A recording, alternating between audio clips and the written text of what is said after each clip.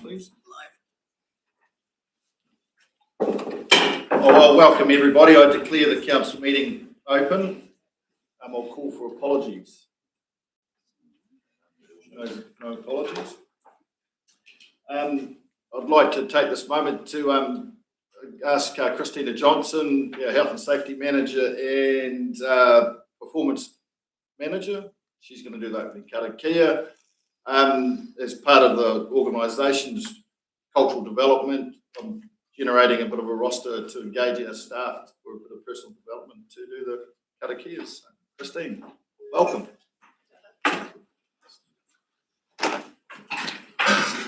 Karakia tātou, toia ki runga, toia ki raro, toia ki waho, toia ki roto, toia ki te here tangata.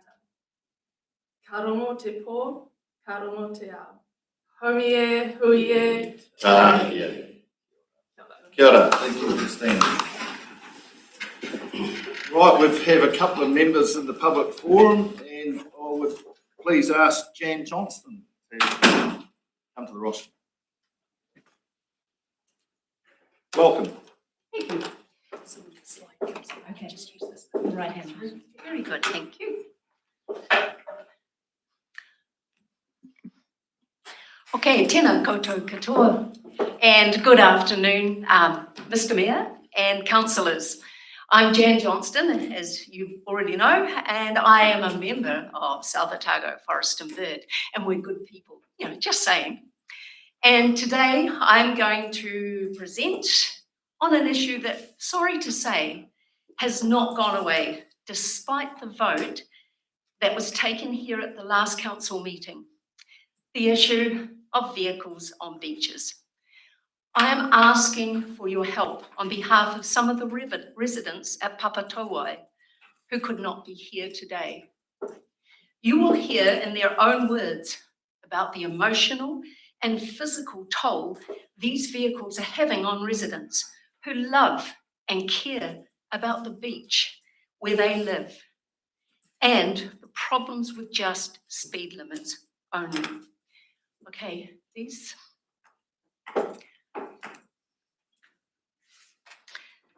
We've got a slight PowerPoint that will just run as I'm speaking. Vehicles on beaches cause nuisance, danger, and disruption to pedestrians and marine flora and fauna on an almost daily basis.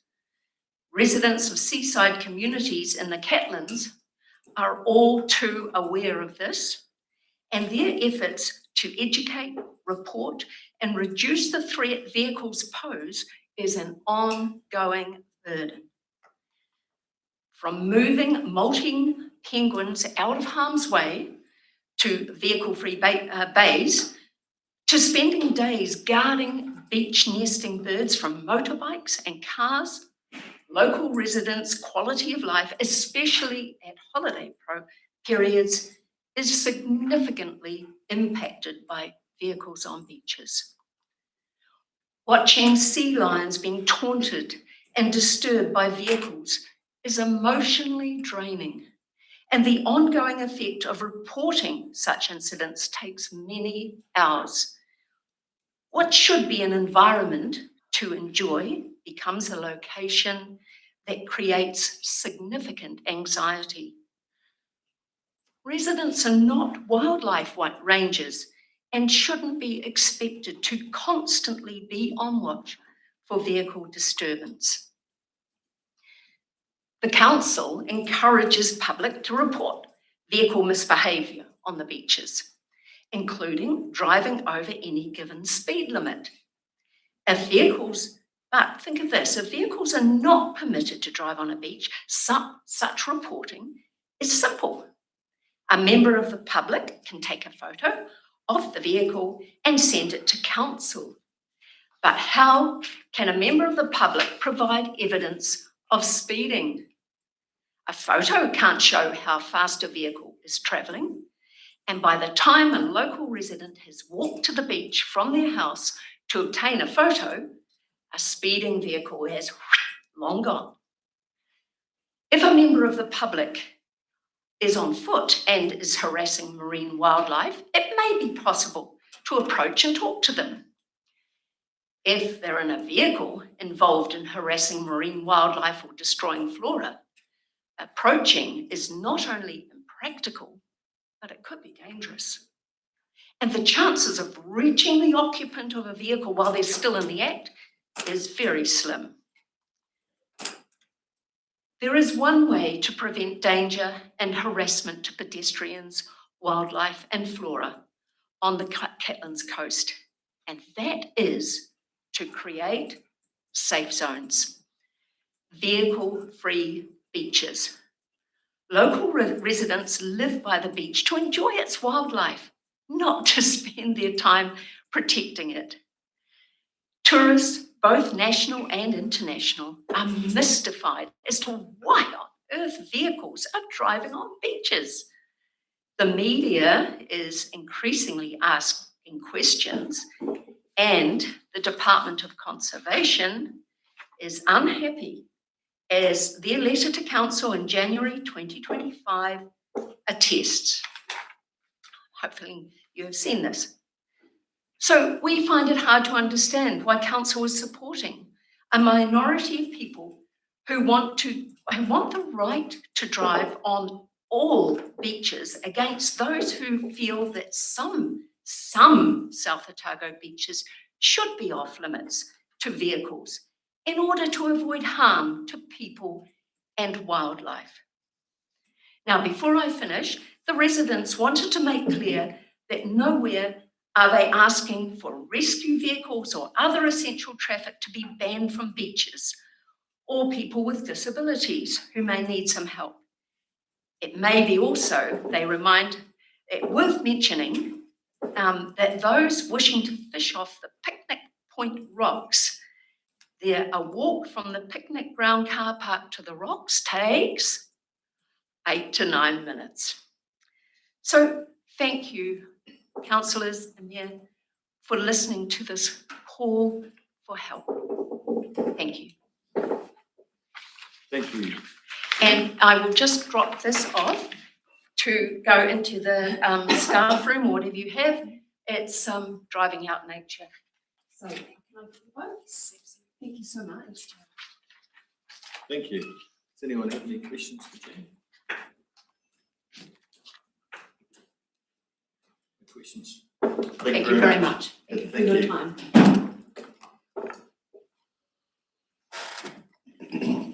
Now, our second speaker is Jane Young.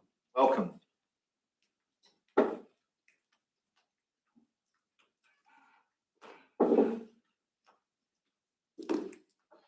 Kia ora, good afternoon. Apologise for not introducing myself properly last time I spoke. You know, as you want to get in and say something and you forget what you should have said first. So just to tell you a bit about myself, I taught science at the Captain's Area School for many years. And I guess now I'd describe myself as a writer concerned particularly with environmental issues, and also, like Jan, a keen forest and bird member. What I want to talk about this afternoon is basically to explain that I'd like to understand why the council hasn't been prepared to consider the establishment of safe zones as allowed for Schedule 1 in the Vehicles on Beaches bylaw. And as Jan pointed out, all along we've said, no, we're not expecting that all beaches would be off limits to vehicles. And of course, as emergencies, people need to be able to get to their properties. We're not arguing that at all. 2 weeks ago, I sent individual emails to you all, basically asking, do you believe that some Catlands beaches should be off limits to vehicles in order to avoid harm to people and wildlife? And what are the main reasons for your opinion? Because, to be honest, we're finding it hard to understand. I got 2 replies during the last 2 weeks. Councillor McCapney, and I apologise if I haven't got the pronunciation right yet, who felt that, yes, he thought safe zones would be good, but current circumstances, he didn't feel that he could pursue the issue any further. Also heard from Councillor Catherwood, who was generous with his time. I met with him in Owaka. Basically, as you know, his opposition to safe zones hasn't changed since consultation started back in 2022.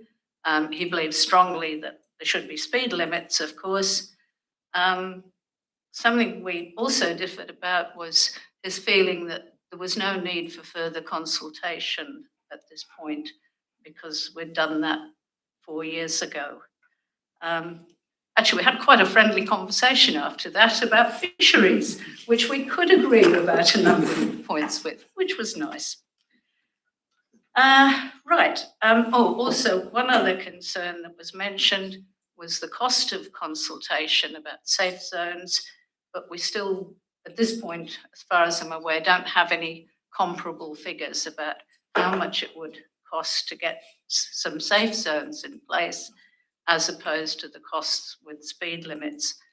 And of course I think that sometimes it's been lost sight of the fact that it's not an either or situation. You know, safe zones plus speed limits is basically what we're asking for.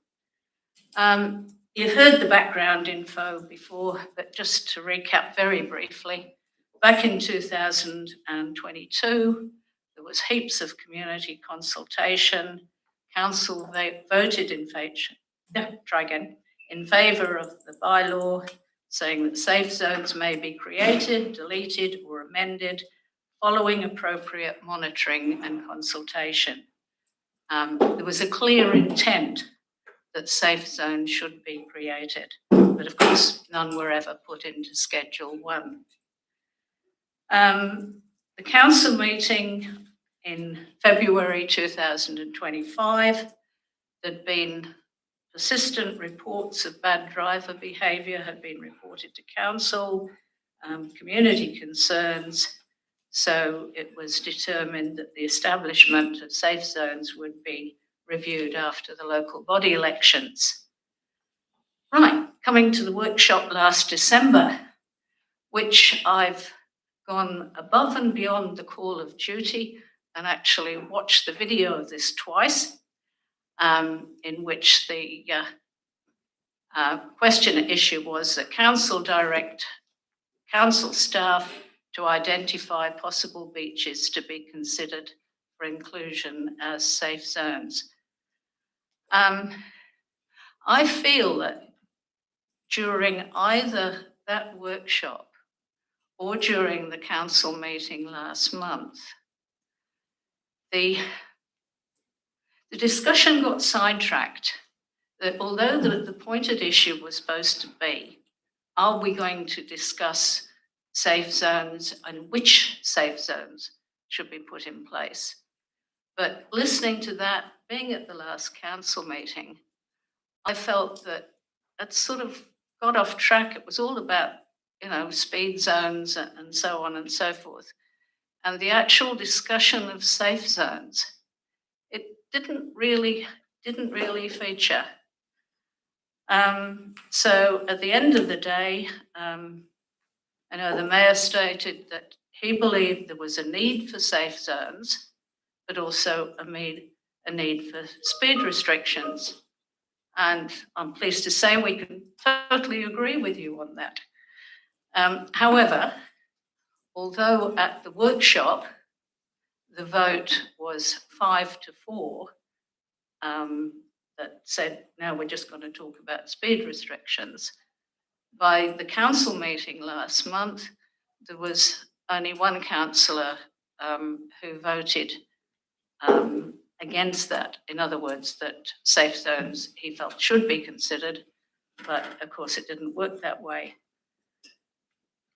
What I'm at a loss really is to understand why you as individuals don't feel that it's really important to protect some beaches for the sake of people, for the sake of families walking on the beach, and of course for the sake of wildlife, plants, animals, the environment as a whole.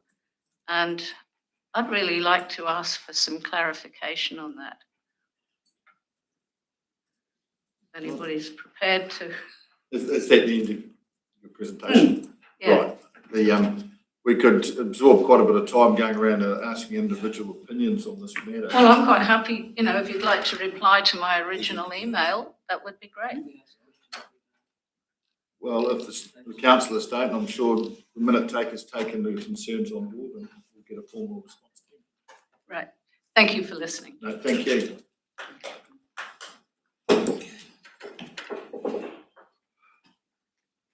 Right, we shall go back to what I missed out. My apologies. Declarations of interest. Any members with the declarations of interest on any items today? Conflicts of interest. Do we have any urgent business or late items? Okay, we shall move on to item number 1 on our agendas, page 6.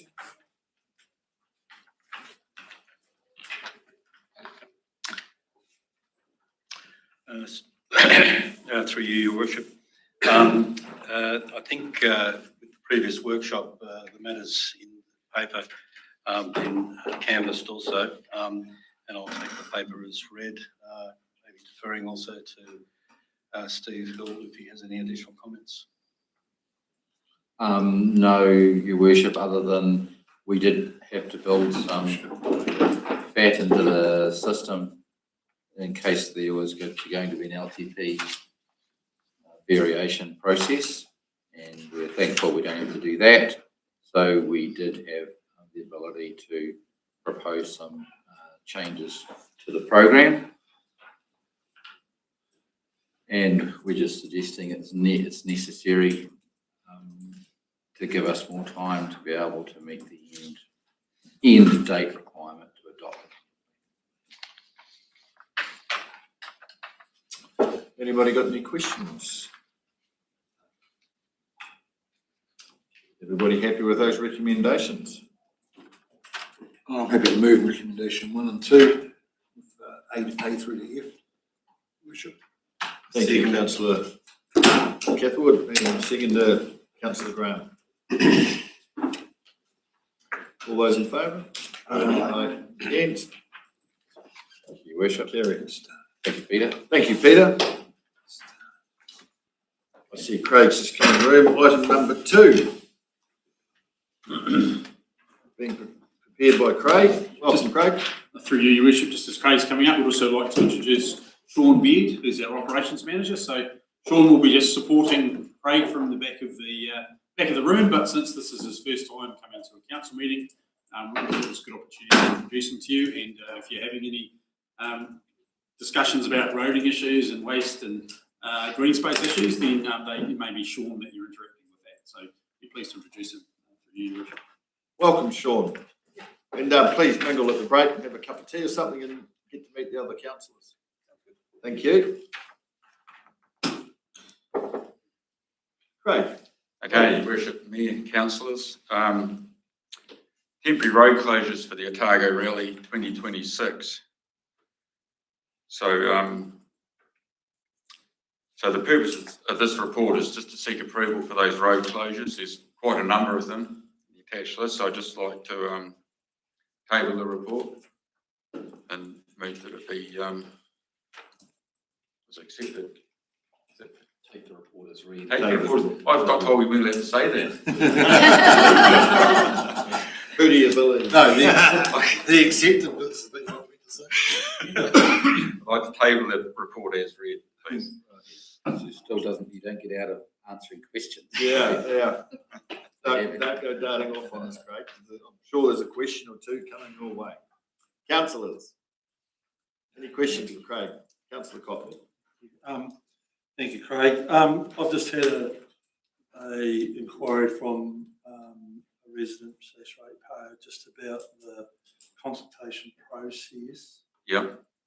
So what currently happens, I believe, is, well, I do know actually, that a couple of volunteers come around and they've been getting signatures and things. This person asked about whether the affected landowners, property owners should be contacted by the actual rally organisers, even via email with a bit of a heads up maybe in January or something like that, simply because the same road's being used. Currently it's really the same people that are affected. So I said I'd pass that question on today, so is it something you want to consider? So are the organisers, so the locals that are going around, I'm presuming that's Bill and Co, basically? It wasn't Bill in this instance, but yeah. It was Harry Barnett and Roger Anderson, but I think Bill. So they use locals, and I think they're probably from a service club who gets paid to do the consultation on behalf of the organiser. So the organiser is contacting all the locals through a local group who does those visits.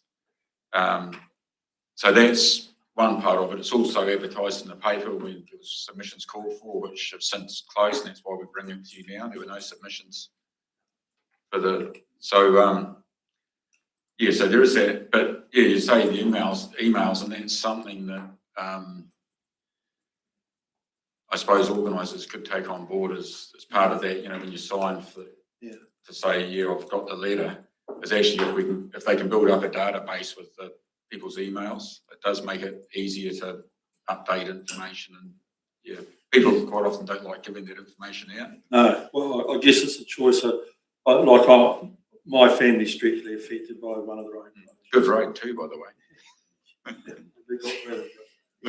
Just to add further to Councillor Cotton's comments there, Craig, I still clearly remember having this very same conversation with you last year when we discussed it, and highlighted the importance that the individual landowners on those same affected roads, just like Councillor Cotton said, be contacted. Yeah. And it's about the relationship, Mm.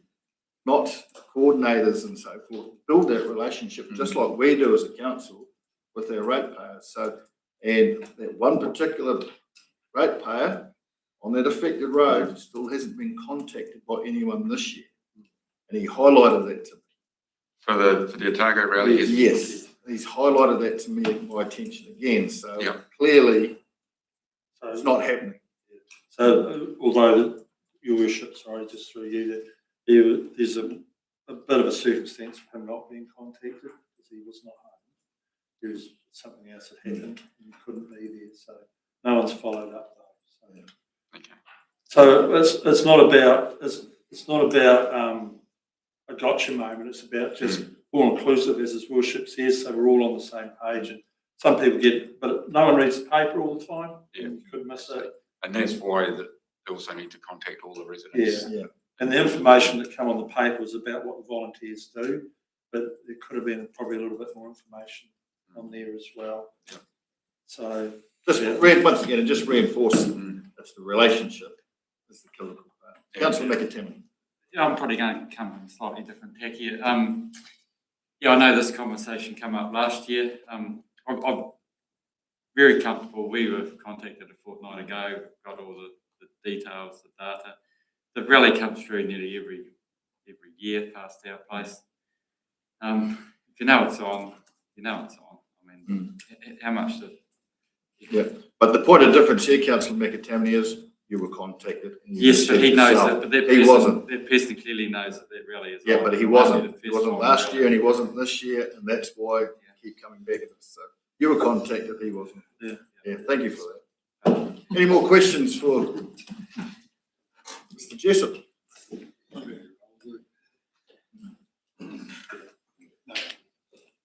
Right. What's the recommendation there? I'm happy to move that road closures go ahead and that we approve the temporary closure of the roads to be used. I'll second that. All those in favour? Aye. Carried. Oh, no one against? Carried. Thanks, Craig. Stay with us. Stay Oh, there we are. Not away yet. A couple more to go.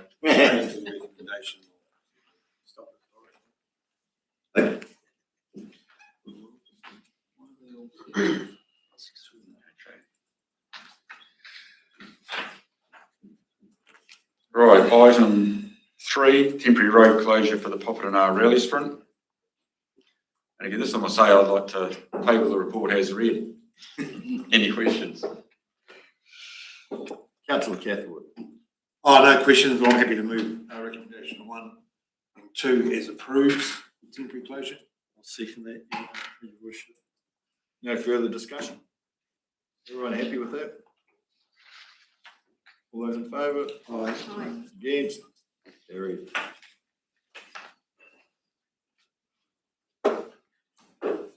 Okay, now, item number 4. The temporary road closure for the Lawrence Quarter Mile. I'd like to table that one as read too, please. Any discussion, Councillor? No, fair enough, something that's going for a long time and it's well supported, so yeah, great event. Running it myself. The university run. No, Taking minutes, not seconds. Would you like to move that? so happy to. Someone like to second that?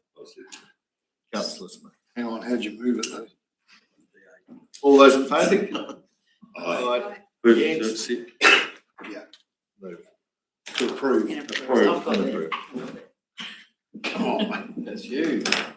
You sure you can't put another one in there for us, Craig? I think that's quite enough. Thank you. Thank you. Welcome, Sharon. Item number 5. Thank you, Your Worship. This one I'll also take as read. Just want to note that it's in front of you because it currently doesn't fit within any council policy. Yeah, happy to take any questions.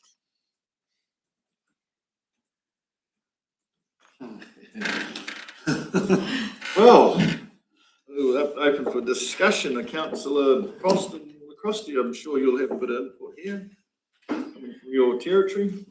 I suppose, Your Worship, I just wonder why you actually needed consent to put up a tent. It was the first sort of thought I had. I know it's on a reserve, I suppose it is, but you have to pay to put your tent up. And it's not a profitable organisation. Your Honour, there's a lot more to it than that. That's a marquee with a whole lot of people. There's fire risk, and we had one blow away down here once. It's got to be erected properly for health and safety. It's actually a building consent for a site. Having been past president and on the committee, I probably shouldn't speak to. You should possibly see that at the beginning when I asked for these declarations. Not on the agenda item. Discussion. Yeah, so we're in discussion, but yeah, that was interesting, Bruce. I never knew that about a marquee. Been around for a long time. Right. Councillor Graham. Through you, Mr. Chair. Look, it's my usual stance that if it doesn't fit within the policy, well, it doesn't fit within the policy. Sorry, I won't be supporting us reimbursing. Councillor Cathwood. Through Your Worship, yeah, I tend to agree with Councillor Graham on this topic. It's the wrong way to come about getting your fee reimbursement. So it doesn't fit within the policy, so I will be actually in support of recommendation 3. Someone's ready to move. Well, yeah, we're still in discussion point. That a question. Well, I don't know who it's for, but can they not apply through the other? That's hall hire and stuff, isn't it? Through you, Your Worship, that's correct. When the policy was redone a year or so ago, the scope of it was narrowed to just cover rents and hall hires. Prior to that, this would have fallen under that policy. It's the council fees and charges. Right. So why was it removed from council's fees and charges? My understanding is that fees and charges were removed so that you had to consider them each time, as opposed to them just going through, and so that they came before council for a decision. Any further? Roger? Sharon, through Your Worship, where would this come out of if it was indeed approved? It would come out of the same place as the hall hire. It's this fees reimbursement, council fees reimbursement, yeah. So I think that's mentioned there, and we've already spent more than's in the budget, but that is because of the big amount for the Kai House main package. Was there any conversation when they actually, I suppose they just download the application offline, don't they? Yeah. Correct. Through Your Honour, quite often the building inspectors have to go out on a Saturday and Sunday to inspect them because they don't go up. I've known in the past from working down the area, they've gone to Tapanui like on a Saturday out of work hours to actually do the inspection. Oh, right. You're a bundle of knowledge today, Councillor. Councillor Kennedy. This is obviously new for them because they haven't come to us before. Through you, Your Worship, they could have done prior to the policy changing, and because it was within back then it was under $2,000, it would have just gone through. I can't, sorry, I haven't checked that.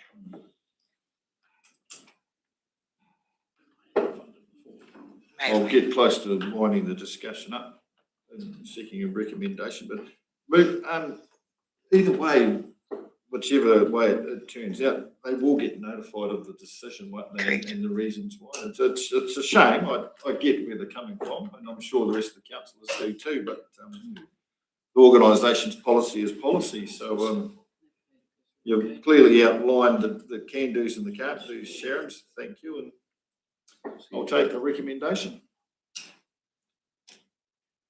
I'll move recommendation 1 and 3. I'll second that. Anyone else? We'll just ask for go into further discussion, do we, or just call for? You can speak. You can have a discussion on the motion. Yeah. If there's to be, there may not be. Councillor Cotton. I just want to say, I will support the motion as it is on the table because it doesn't meet policy and in past council meetings, although I've only been here a short time, that's been the precedent set. What I will say is though, if I was the councillor on this ward, I'd probably Did you hear that, Councillor Frost? Because Councillor Frost did. 50-50. Right now, favour of the motion?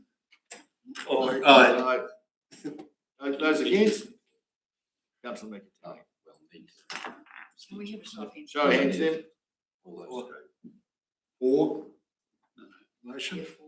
Keep your hands up. Yeah, all those for the motion. All those for the motion. That's right, I've got, yeah. And those against? Are you abstaining, Councillor McCrosty? Councillor McCrosty can't vote because he's a legal interest, so he doesn't. Yeah. Councillor Frost hasn't voted, so that's an abstain. All right, that's great, thank you. Thanks, Sharon. Although policy is one thing and morally is another thing, so we'll set the precedent. So we will move on to item number 6 on your agendas. Good afternoon, through you the chair. I'm here to table the report on St Mary's bus park application. I take the report as read and I open up for any questions. Right, so we've all read the report. Any questions for Cortez? Pierre. Pierre Cortez, sorry. My apologies. No worries. So questions? Probably, through you, Chair, probably more of a statement. I was actually talking to one of the bus drivers and I shot down there one afternoon and had a look. And the bus, if there's a bit of congestion, is actually out the road and it is a bit tricky for the school children. I'd actually approve myself of a time restricted bus bay just for the safety of the children. Thank you. Well written report. Through you the chair, thank you very much. And yes, this is all for the time restricted in during the pickup time and drop off time, because the bus park is in front of the church as well. And obviously if you take the parking away, they can't use the church on Saturdays and Sundays. Any further questions? Your Worship, I suppose the question I have as a new councillor, is there any precedent around whether the council generally pays for the installation of these, or as it says in its number 3, I think that the school funding initially pays for the installation cost. So is there any policy or precedent around that?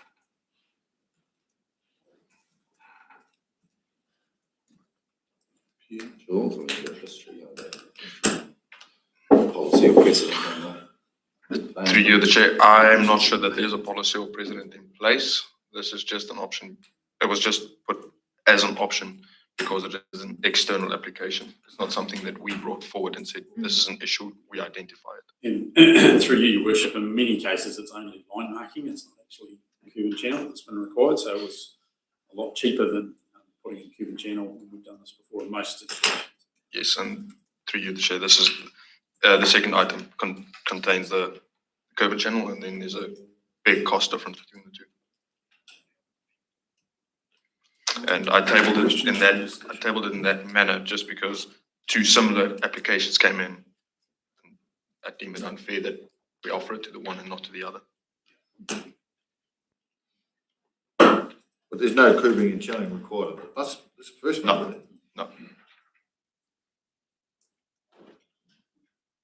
So is there any expectation on us to pay? Yes. From through you the chair, through the school application, they feel because it is our safety of the members of the public and the school, they feel we should pay. So the education board aren't prepared to contribute? No.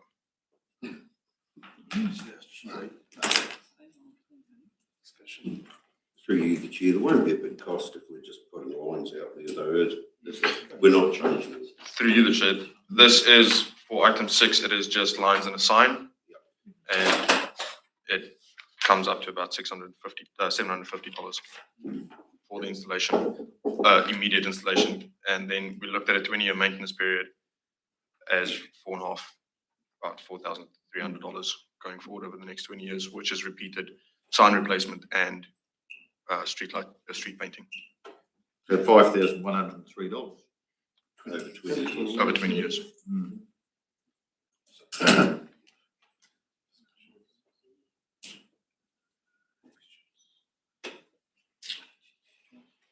Any more conversation? I think it's Discussion. really, really This discussion, needed. Yeah, it's very much needed down there. I've been down that Dryden Street when it's 3 o'clock and it's a nightmare with the bus park in the middle of the road and people trying to get past it. So I'm in favour of getting something there to help with that. Councillor Graham. Through you, Mr. Chair. Look, child safety is paramount here. What price can you put on someone getting bowled over? So I fully support this. And if I was a councillor in that ward, I'd probably go and paint the lines myself. Wouldn't be allowed to do it. Councillor Frost. Mr. Worship. I mean, I'm all in favour of both of these actually, but I mean, I just find it a little bit bewildering. You know, if the Ministry of Education, the school is provided by them, they have the students there, so the students are leaving the school grounds. So do they not feel any obligation around the safety of those children? So they seem to be quite happy to lumber the cost onto the local council. So maybe that's worth slightly more pursuing, is to push them a little bit on why they aren't interested in funding the initial cost. Councillor Catholic. Through your worship, there's no doubt about it. It's an improvement for our children's safety. But myself, I'd actually be happy to move on the actual recommendation 3, where the school does find the funding for the initial investment, and the council takes it on as ongoing in the future. Because to me, I think if we go on, we look down at 2, where the council does all funding, you're going to have a barrage of all schools looking for improvements, because I'm pretty sure lots of schools throughout our district have various ways of creating improvements around safety in their schools. So, which is great, and we totally encourage it. I think I'm actually more for recommendation 3.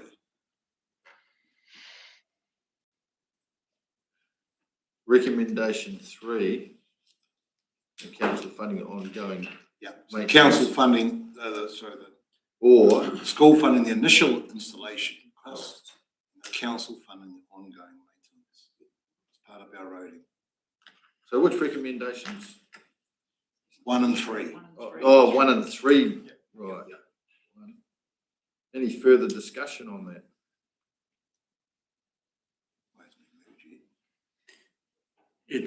I just, through your worship, just probably countering that, I don't know if it would set a precedent. I mean, each case would be different, and if there were some very expensive ones, then we just have to consider them on a one-by-one basis. For that amount of money, I'd be reasonably comfortable just doing it. Any further So your worship, yes, I'd say, I mean, like, so I'll just take, say, the Clifton Valley School as an example. So the Education Ministry have provided lots and lots of parking at that school for cars, you know, minivans.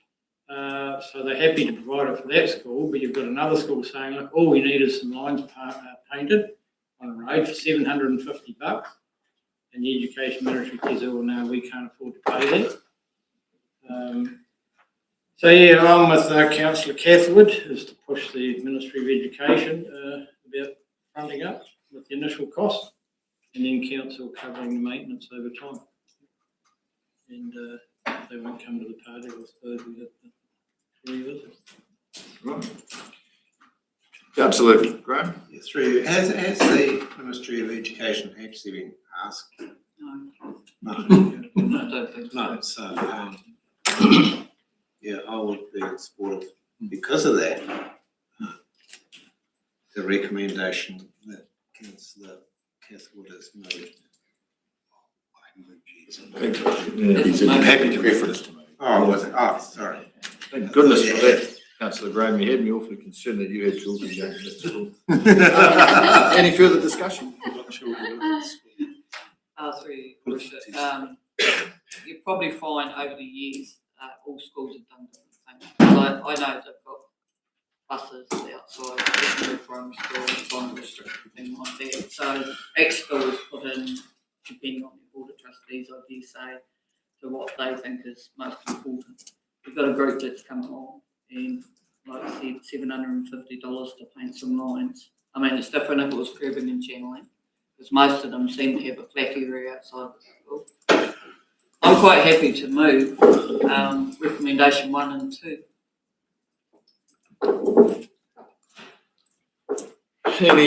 Right, well, I need a seconder. Nearly gonna open it. Second. Right, so moved by Councillor Kennedy, seconded by Councillor McCrosty. Can you please reread what you're proposing so everyone's clear? Move Councillors Kennedy, McCrosty and resolved that you're receiving the report and that council agrees to install a time restricted bus park to improve child safety and reduce congestion with all costs funded by council. And those costs being? Yeah, oh, how much? $750. $750 and. Are you gonna say in the recommendation? Okay. Say the dollar amount. Just to clarify, if we're going to have a value on the cost, please. $750. How much? 4,103 over 20 years. Yeah. Or are we talking the initial cost? $750. Just through you, Your Worship, all of our other bus parks all around the district just become part of our normal roading activity, which are just repainted when the contractors are there. So that's, as was already mentioned, there's lots of schools, those all around the district, and it's part of our roading activity and funded through our roading. So just to clarify then, we're talking about the initial setup cost here, but yeah, thanks for that, Jules. So it's under 7 under the financial impact, it's only the $750 we're talking about, based on current maintenance contract, site setup. Is that correct? Yeah. Do you the check? Yes, that is correct. Yeah, that's what you're saying. So that's what you'll be voting on.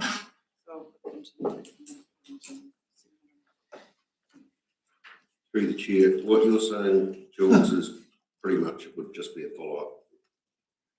Just through you, Mr. Mayor, it's just part of our normal roading activities. We spend millions of dollars a year on roading, and this is one component of it. Yep. And we'd get 67% of that funded from NZTA as well. I don't think we'll still exclude you from painting it and Councillor Frost. No worries. Without appropriate health and safety and traffic management, we would not want anyone to be painting that other than our contractor. There we go. Righto, so we've got a recommendation, so do we need to reread it, or are you all clear with that? Take it to the vote. All those in favour? Keep it up. Keep your hands up, please. You've got to record them.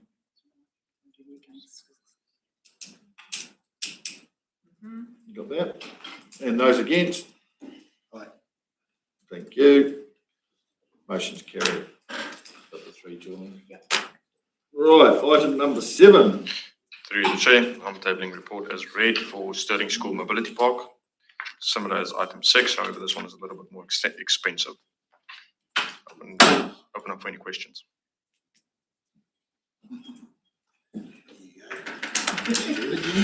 Questions, please?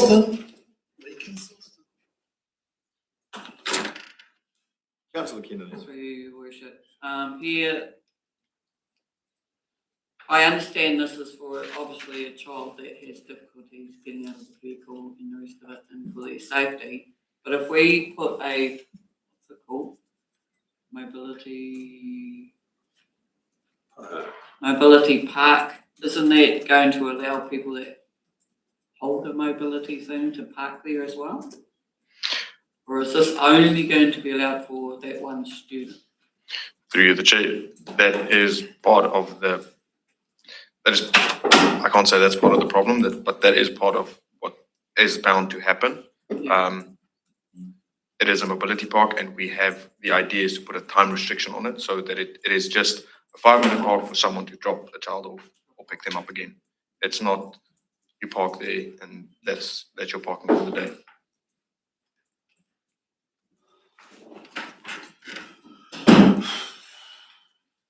Would have just the painted lines with the 5-minute parking thing on the road not do the same thing? Through you, the chair, if you're looking at the image, the bottom image of page 3, the corner coming in from both sides in the mornings and the afternoons when all of these curbs are parked against, the road gets fairly narrow for someone driving up and down.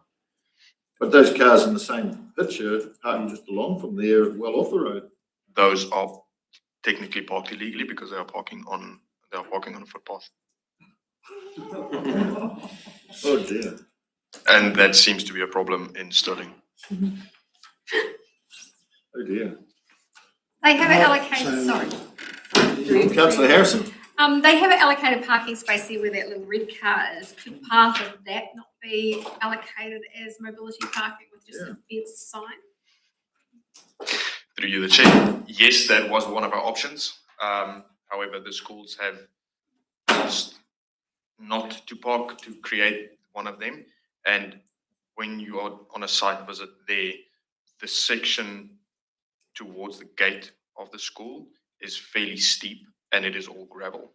So if we put down a concrete pad there, it's going to cost about the same as a parking on street. Councillor Graham. Yes, through you, Mr. Mayor. Now, back to the limited mobility park. Right? If that doesn't stop someone else that is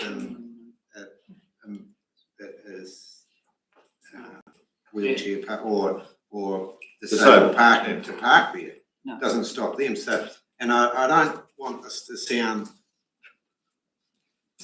rude or anything, but would it be just easy to make that a loading zone? Through you, the chair. A time restricted loading zone. And that would stop someone with that can just pull in there, and take. There's nothing stopping someone else that is disabled pulling in to there and sitting there, is it? Unless you've got it specific to that child. Through you, the chair. With the idea is to put a time restricted on there and loading. If it's a time restricted. He's trying to explain that, Councillor. And a loading zone is more restricted for freight than people getting up and down. But yes, putting a time restriction on it does not stop anyone from using it as a mobility park or disabled park. The student may still pull up there and there could be someone in there. Whereas if it was classed as a loading zone, they can't park there, can they? I think everybody in the school will park there if it was a loading zone, at least for a mobility one. It's only, Did I see someone else? Yep. Councillor Cross. Through the chair. Is it just that the main gate is too narrow to park into yet? Why can't they drive actually directly into it? It's one child, and you discuss with parents or school, this is for you, and then we're back to probably we need health and safety to paint the lines on there. Through you, the chair, that was in my initial conversations with the school as well as Titus, my manager's conversations. They don't deem it appropriate because then they would need to have a teacher going up, unlocking the gate and locking the gate afterwards again. You're talking this side of the gate? Well, having to go through the gate?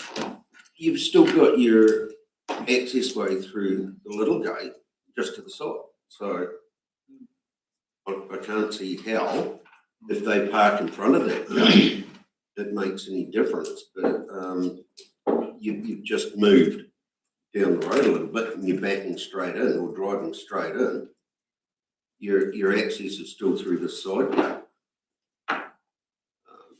On page 35, I think we'll find Councillor McCrosty's trying to explain in the big concrete area entranceway. Yeah, if you could pull in there. Pull in there, don't they? If you look to the right-hand side, you've still got your normal entranceway. So. Through you, the chair, all of it, as always, the photos doesn't do it justice, but it is fairly steep and at an angle. Right. So once a child is unloaded from a wheelchair, obviously someone needs to be able to pull them back and then take them around. So that same person will be taking them out of the car. Not as if they need an extra person to do that. No, but it's just, this was all discussed with the school at the time, and all the comms back was it makes it difficult. The angle of the ground and the angle of the parking and the angle of the entranceway makes it difficult. Councillor Catherwood? Are we in discussion? Yes, still in discussion. We're in discussion, no questions first. Yeah, so therefore, once again, I'll be going with recommendation 3. I think that schools have done their homework. I've asked the questions, they've been with our staff members, and they see best fit. That's what I've brought it to the table. So if they're willing to pay for the initial installation. Hang on, Councillor Catherwood, we're still in discussion. We're not in the recommendation stage yet. I'm not saying that. I'm just having my discussion. Right, that's the wrong point. I'm not removing the trying to influence. I haven't moved the recommendation. No, are you trying to influence the fellow councillors? Well, I'm trying to move the meeting on. So Yeah, I'm just good. saying that I'm happy to move a recommendation if you'd like me to. Yeah, no, I've got another councillor here, question. Questions were over your wish. Yeah, no. Yes, I did. It's in discussion. Councillor Smith. Your Worship, I just wonder, is the board again trying to put money back onto the council? We've sat on a couple of school boards in the past, and the Ministry of Education would pay for that because they've got a requirement to. You know, one school went to, there was a partially blind person, they spent $300,000 on highlighting the thing. So I believe they're throwing it back to council to see if they can get some money and use it for somewhere else. So I'll be endorsing Councillor Catherwood's. You might have to move it. Yes, Your Worship, I discussed the health and safety issue, which it obviously is. I'm sorry, I just can't see why the school can't let the car go in the gate. And it would be far more advantageous for this person to be unloaded right down by the school. This is by far the safest option. You know, you're on a corner here, whether we put in parking on that corner or not, you're on a corner. And so to me, this is just the Ministry of Education, passing their obligations off onto us, and it's up to them to sort the problem out, not us. Any further discussion? Would someone like to recommend something? I'm happy to recommend, Your Worship. So recommendation 1 is read and recommendation 3 is read. And your recommendation 3? Yes. That agrees to install a time restricted mobility. School funding, the initial installation. 3, and mine says that the council agrees to install. Yes, No, funding ongoing maintenance. Yeah, school funding, school funding. Yeah. Through you, the chair, I just want to say that this will be, if that one goes, let's say recommendation 3, then the work is to be done through our maintenance contractor, and then the funds up or the funding is passed on to the school. No, they pay for it. Yes, they just pay us, but we use our maintenance contractor to do the installation. Yeah. So the school are prepared to fund it. That's what you're saying. Why would you put a recommendation there with the school funding? Are they offered to fund it? No, they haven't offered to fund it, and I'm not 100% sure. I did say, will you be able to fund it? And they said, no. So, if. Okay. Right, do we have a seconder? Councillor Smith? Any further discussion? We'll take it to the vote. All those in favour? Aye. Everybody, Your Worship. Barry? Yeah. Thank you, Pierre. Thank you very much. Right, item number 8. We'll just take that as read, Your Worship. I talked to Sonia about this. This is just bringing the recommendations from the Risk and Assurance Committee, and since that committee is a committee of all of council, we haven't replicated any of the previous work, and the voting had occurred to bring it through. So we weren't going to provide any further information other than put the resolutions, Your Worship. So, anyone like to make a recommendation? Approve. Just take the whole 3. Yeah, someone wants to Motion's move read. it. Yeah. Councillor Cotton. Councillor Kennedy.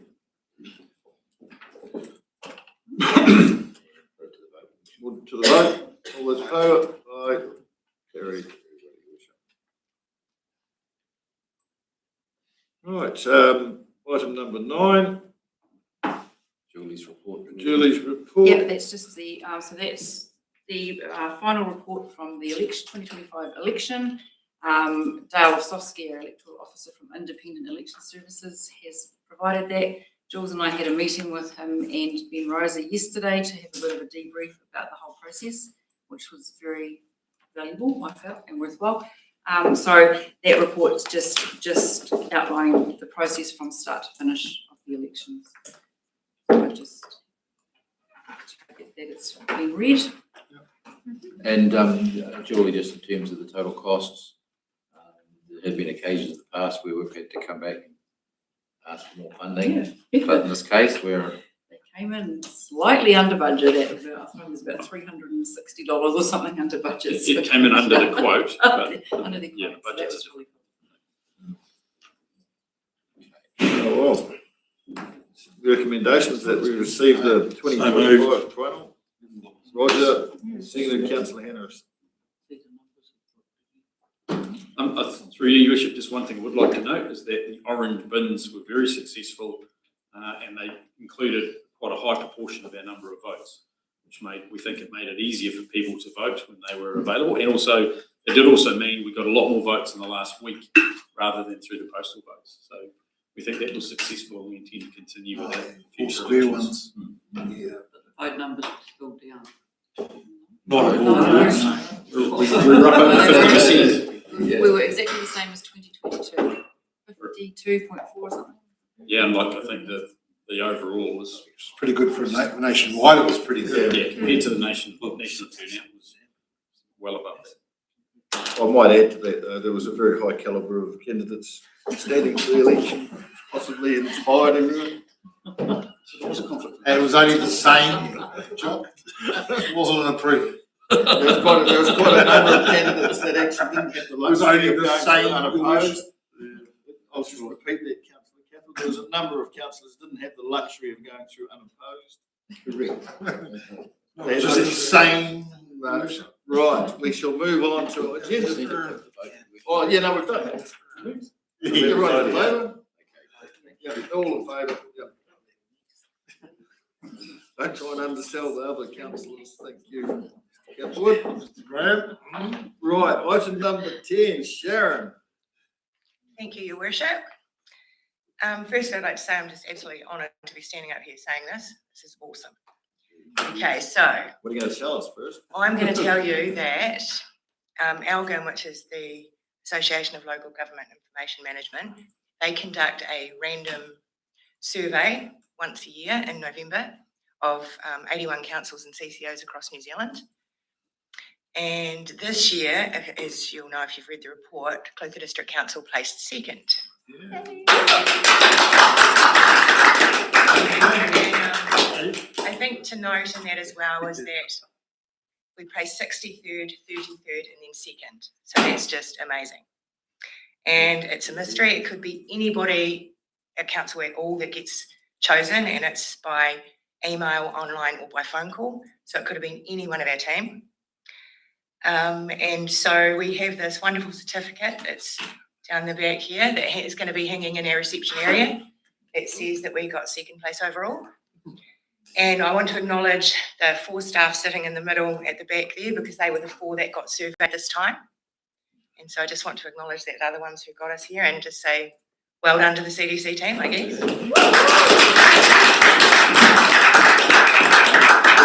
Sharon, is it appropriate if we get their full staff up with the certificate for a photograph? Absolutely, it's appropriate.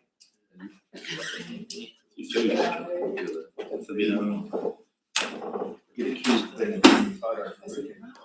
Yeah, that's when you should be. Good news story. It was a very glowing. You all right? Look like you haven't been any. Yes.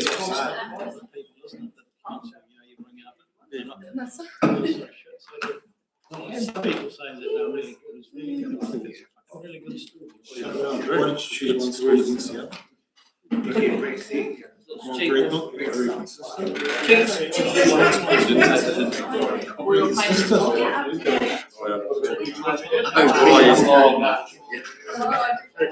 was other ways of doing it.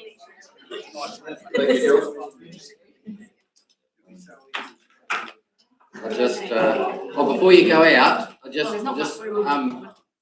make the comment that this happens every year, and our results, have been on the improve, but we were sort of middle of the pack last time. Because of austerity measures, we haven't sent anybody to the conference, and they don't tell you who, where you're going to sit or anything. See, I have to admit, expectations weren't necessarily to achieve what we've achieved, and we didn't have anybody to receive the award. So we missed out on that bit, but we got the full report. We found it exactly where we came, and it was a fantastic result. But yes, we didn't conference it up. Need to go next year. Maybe that's the key. Okay. That is the key. Either way, well done, girls.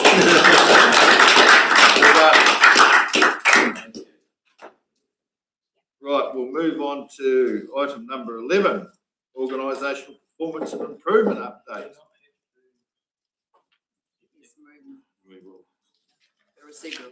To receive the other report and the certificate, Sharon's. Yes. Thank you for reminding me, Larry. He moved it, I'll second. Yep. All those in favour? Aye. Carried. Right, Christina. Welcome. Thank you. Kia ora koutou. So our Clothes Stars Excellence Program was introduced in 2023, where we invested in all staff to undertake a range of soft skill training and to create action plans to meet expected outcomes. The goal was to lift motivation, engagement, and performance, and to see performance over time. It generally is, to me, for us to make CDC a really great place to work. So this report is the first time that we have ever reported this in this way, and it pulls together our performance as a whole. I've taken a stab at what I think you might like to see, but really happy to receive comment on what you actually would like to receive. You want to see that there's an investment, that the investment that we made is worth it. We're asking again to see the teams improve gradually over time. The visible reporting helps us to support and encourage our people, and for you to ask questions or make decisions based on the data that you get. So we'll start off these 6 different areas that we're looking at: statutory and team targets. Statutory targets, things like building consents met, and where teams don't have statutory targets, they've developed targets like meeting projects and budgets. For targets that I'm only reporting on achieved, but the majority of targets are in progress, so that's good. Under leadership performance, employee engagement and commitment, turnover rate is the percent of employees who left in the last 6 months. The annual rate is around 21%. Vacancy rate is the percent of roles currently unfilled and actively being recruited. The national average is 2.5. During this period, we had we paused recruitment with austerity measures, so we had a push in recruitment.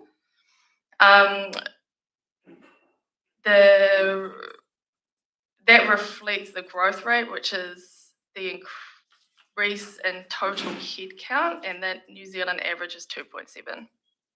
We've got a really great retention rate, so the national average is 82%. Absenteeism is lost time due to sickness and injury. We've had a high number of injuries during this period, staying outside of work, but it still means that we lose time. So our goal is to get our people back to work quicker. The national average is 2.3%. We've also got long-standing injury as well, isn't it? Yeah, that's right. As opposed to individual volume of individuals, we have a long-standing out for months issue. More serious injuries require more time off work. So down to employee engagement, it's the level of commitment and enthusiasm a staff member has for their job, gives us insight into how our staff are feeling. Past results have indicated that we need to improve on leadership, communication and processes, and the Clear Stars program was designed to do that. Health and safety reporting is prompt, but we need to improve responding to and then fixing our health and safety issues.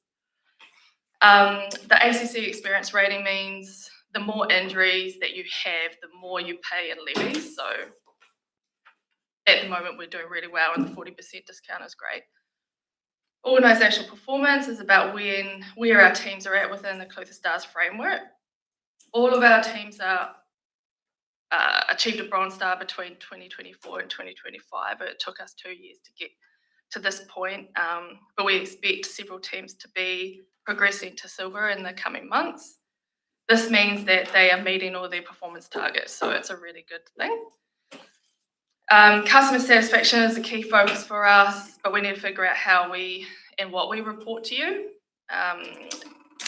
What you see here at the moment is just information from the residential satisfaction survey. You also have a target in there that relates specifically for you. Financial, we hope to have department level performance data for you in the next report, and I'll report that in September. So this will all build a yearly picture, and then you'll get another one in 6 months' time. But we can't report on the financial info at the moment because of the system. Yeah, so that's it all as a whole. I'm really happy to receive some comment and feedback, or ask what you want to see, please. Well, thank you for that, Christina. This is a very important part of the organisation business, this organisational performance. Councillors, I think Michelle and I are on this portfolio here. I think if you've got questions or you want some more detail, just to email Michelle and myself, like what you want out of it. Like, it's a pretty broad report at the moment, but I see a few areas there where we can break things down a bit more around the departments. I'm just wondering though, Christina, for the new councils, they won't know much about the Clear Stars. The council's actually invested a lot of money in this program over the time, to the tune of, at a rough stat, would be, sorry, how much it costs. So it's 2% of our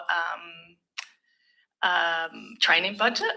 Yeah, but no, the initial when we started it, that was 3 years ago, was just coming in then. Yeah, we've had a $250,000 budget in the first year, and then first year, yes. 200 in the following, and it keeps going lower and lower.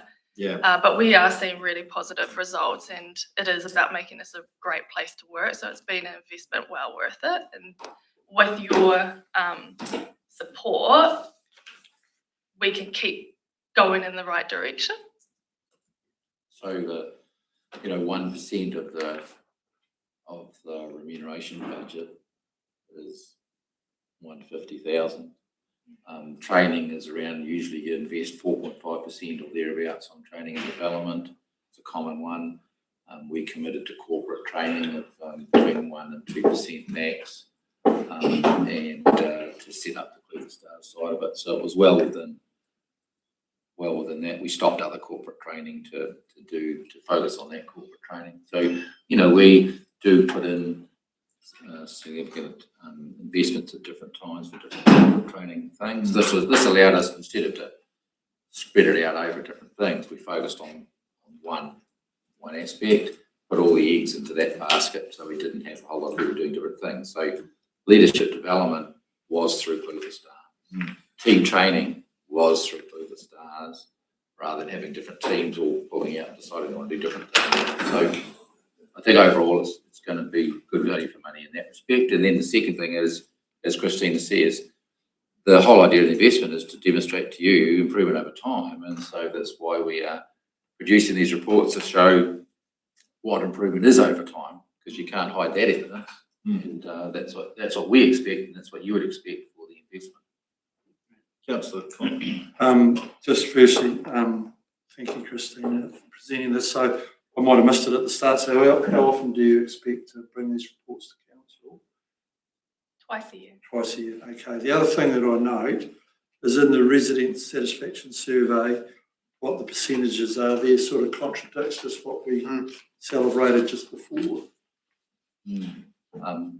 Very different questions in terms of that, right? So, yeah, very broad resident satisfaction survey, quite specific with customer satisfaction. Yeah, I don't think it's a negative. Yeah. Thank you. Councillor McAtee. Yeah, thanks, Your Worship. In the actual report itself, Christina, page 99, there's statutory requirements.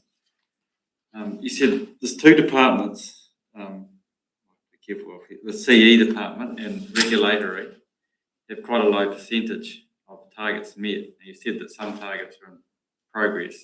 I'm just wondering if you can just elaborate, why, compared to the other departments, that those percentages are very low. Just a bit of an explanation, please. Thank you, Councillor McAtee. You saved me from a very embarrassing situation too. There's a reason. Oh yeah, but it's got to be valid. What sort of targets aren't being met? Well, for the CE team, for example, they've got targets that are a one-off, and so they are in progress, and we expect them to be achieved by the end of the year. But I can't say that they are met right now. Yeah, I'm just wondering an example of. You're highlighting that area. There's 3 out of the 12 that have been met. We've got 12 targets. CE's department have only met 3 of them. Is that what you're meaning? That's correct. Regulatory, 9 out of 22. I'm just asking what, I know things are in progress, but what hasn't been met yet? What are they? Yeah. What's an example? I can't say, but I know off the top of my head an example of what Steve has on, what the team have on their report is, for example, making a decision on local water done well. And his targets are similar to that, where it's one and done. But this is the reason why we're doing this, so Steve can then have a look with his team to make sure that the targets are appropriate. And we're meeting as a senior leadership team to talk about if we need to change these so they are fit for purpose, or are we measuring the wrong things? Measuring annual targets not the right thing to do because it looks really bad. Can they be achievable? Yeah. One thing we didn't want to do was do the old story, calling it target met because you're saying you're going to achieve it, but haven't achieved it yet.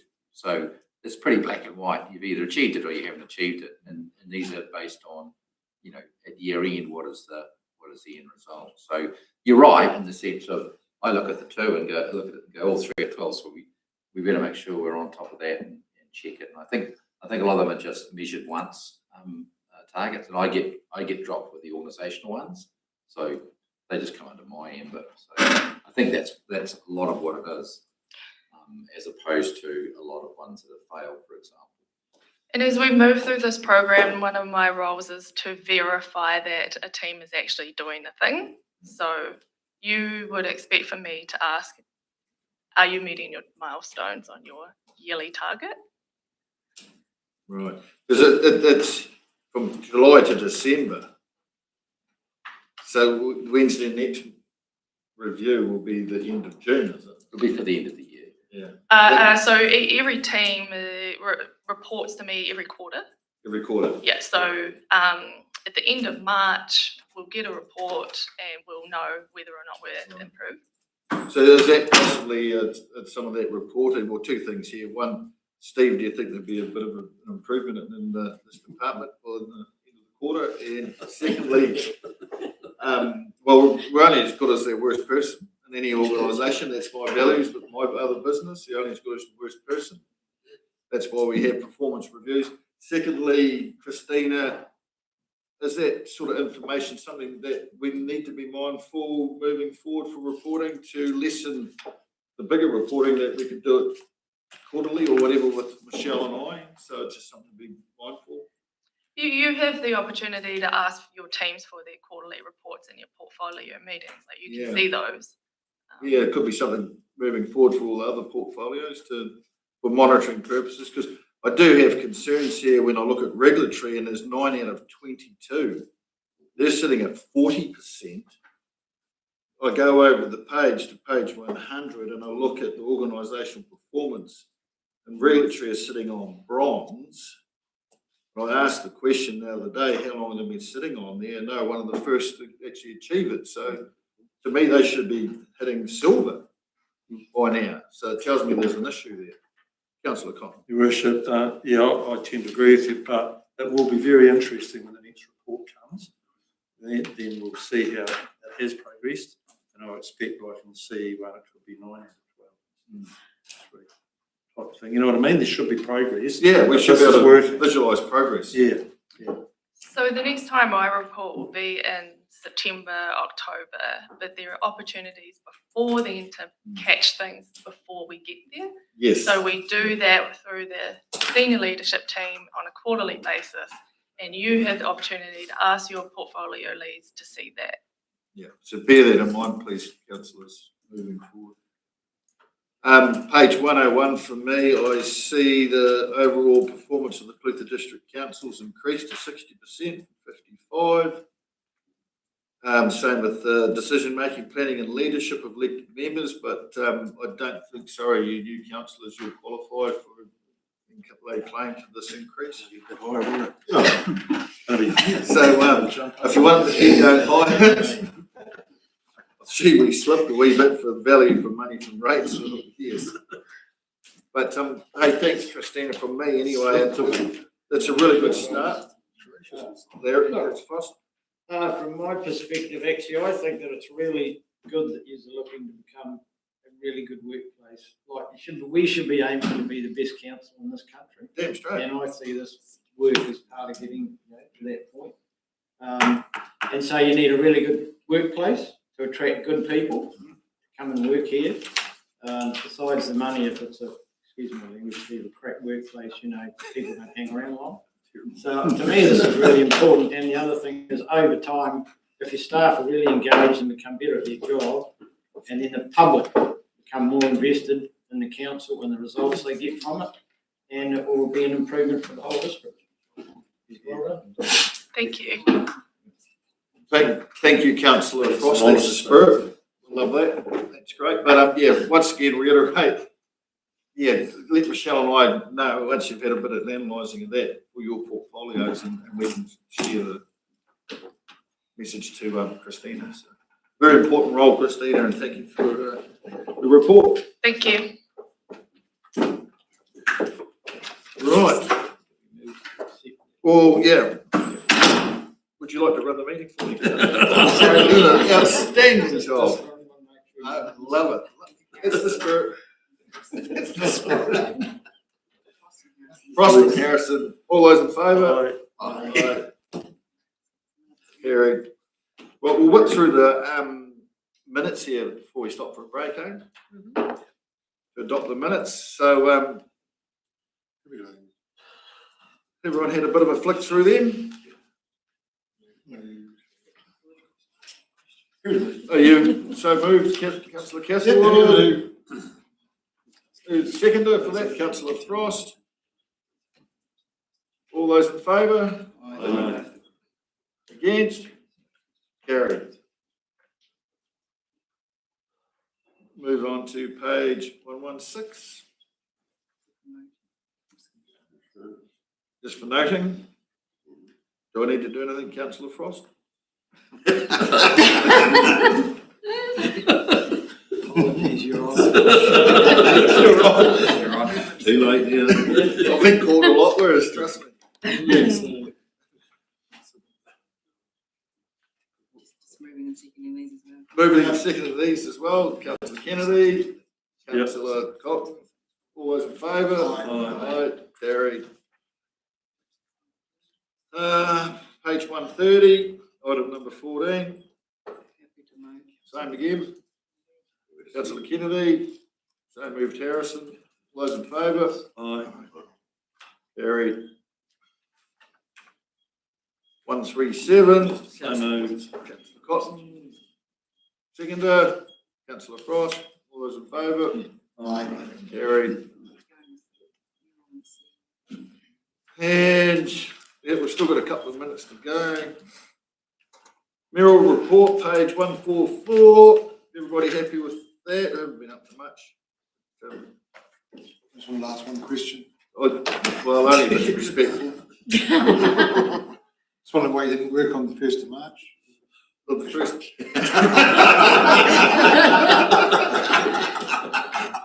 All those in favour? Oh, good. No, it's only for reports. I don't need to be moved. Oh, I don't want to listen to all that, do we? No. No. You can change anything you want. Yeah. You run the agenda. Yeah. So would someone like to move my movements? Councillor Kennedy, Councillor Frost, all those in favour? Aye. We'll get Steve's out of the road. No, you need to. It's in your report. The councillor speaking is in your report. Right. That is a good, excuse me, Your Worship. That report with the councillors around the table. Yeah, do we really need to do that? I've often, I just basically just sit through it. Yeah. Well, Councillor McIntyre, I'll draw on the advice of the CEO, because as you're aware, I'm the rookie. So. Oh, no, Your Worship, the report is simply the report. It has been practice to go around the table within your report. You can discontinue the practice just by stroke of a pen for yourself, or council could agree that they don't want to do that. So it's entirely in your hands. Well, up for discussion, eh? Well, I think it's quite valuable. Not every day, not every, sometimes some people used to drag it on and you feel like you've read War and Peace, but so it's quite valuable to hear what's going on around the district that may not be in any of the reports. So you're possibly indicating that they should just keep it brief? Yeah. Amazing how your hearing works at times. Thank you, Councillor Graham. Councillor Catholic. Oh, I'd actually attend. I think it just should be an opportunity for any councillors that would like to report on what they've been up to or what's going on within the district or part of the district, Anyone that would like to, just open it up, end up, best dressed. Yeah, oh, okay. Councillor McIntyre. Yeah, I can probably handle that, but yeah, as Councillor Graham alluded to, sometimes if someone sat on a council bench that got reported, and yeah, just if we can keep it to the point. Would you like to share something on that? I don't think it's a valid point, Councillor McIntyre, and nothing to be embarrassed about. Like, yeah, it's been open, honest. Like, so if you haven't got much to say, well, you don't need to say anything. If you got it right. Okay. You can say we've had a bloody great week, or great month, or whatever. Or... I'm happy to leave it there. Yeah, I just thought I'd put it out there. Oh no! Well, any further discussion? else want to add to? Bruce's report. Keep it brief, it's all good. I'm just looking to hear what Bruce has been up to. You probably can't remember. He's written it there. Oh, he's can write. Shall we go around the table? Right, we'll better go around the table. Rightio, so actually I have had a meeting with the Russells and the Shanks around the Takeo Edi walkway. So they're just looking, I've read a pile of emails and just working my way through that. I met with Robbie Phillips, who's the firms man at Taylor Park, with concerns over where the cabins were. And we're working on something there, which will be mainly a local solution. And I just had a phone call the other day, 3 days ago, I think, about the intersection on Crichton Road. So I'll just be looking into that, even though it's in Rogers Ward, it's just next door to my place. And, you know, but I'll have to find out whether that's transit, that intersection, or whether it's council's responsibility and stuff like that, and just work for me. Councillor, thank you, Councillor Ross. Councillor Cotton. Well, outside usual council duties, but council stuff, I had a meeting at the Kaitangata water intake with a couple of people just over concerns around that, which have been relayed to the Three Waters staff, and there's an ongoing thing there. Also, I chaired a combined rural water scheme chairman's meeting that was with staff, which was well attended last Thursday, which was quite a positive result, really. And apart from my usual outside curricular activities, that's the only thing outside there. Thank you, Councillor Cotton. Can you hear me, Councillor Graham? Yeah. My turn. Right. 19th of January, portfolio infrastructure. 28th of January, portfolio community services. 4th of February, audit and risk, council, Kai Promo, workshop, portfolio infrastructure, portfolio community services. An RTC meeting in Dunedin, cost me $17 for parking this year. And long-term plan workshop, Targa Museum. Quite interesting what's going on there. They are looking at a major infrastructure investment and building a storage for some of their collections. You'll possibly be one of them one day. Quite possibly.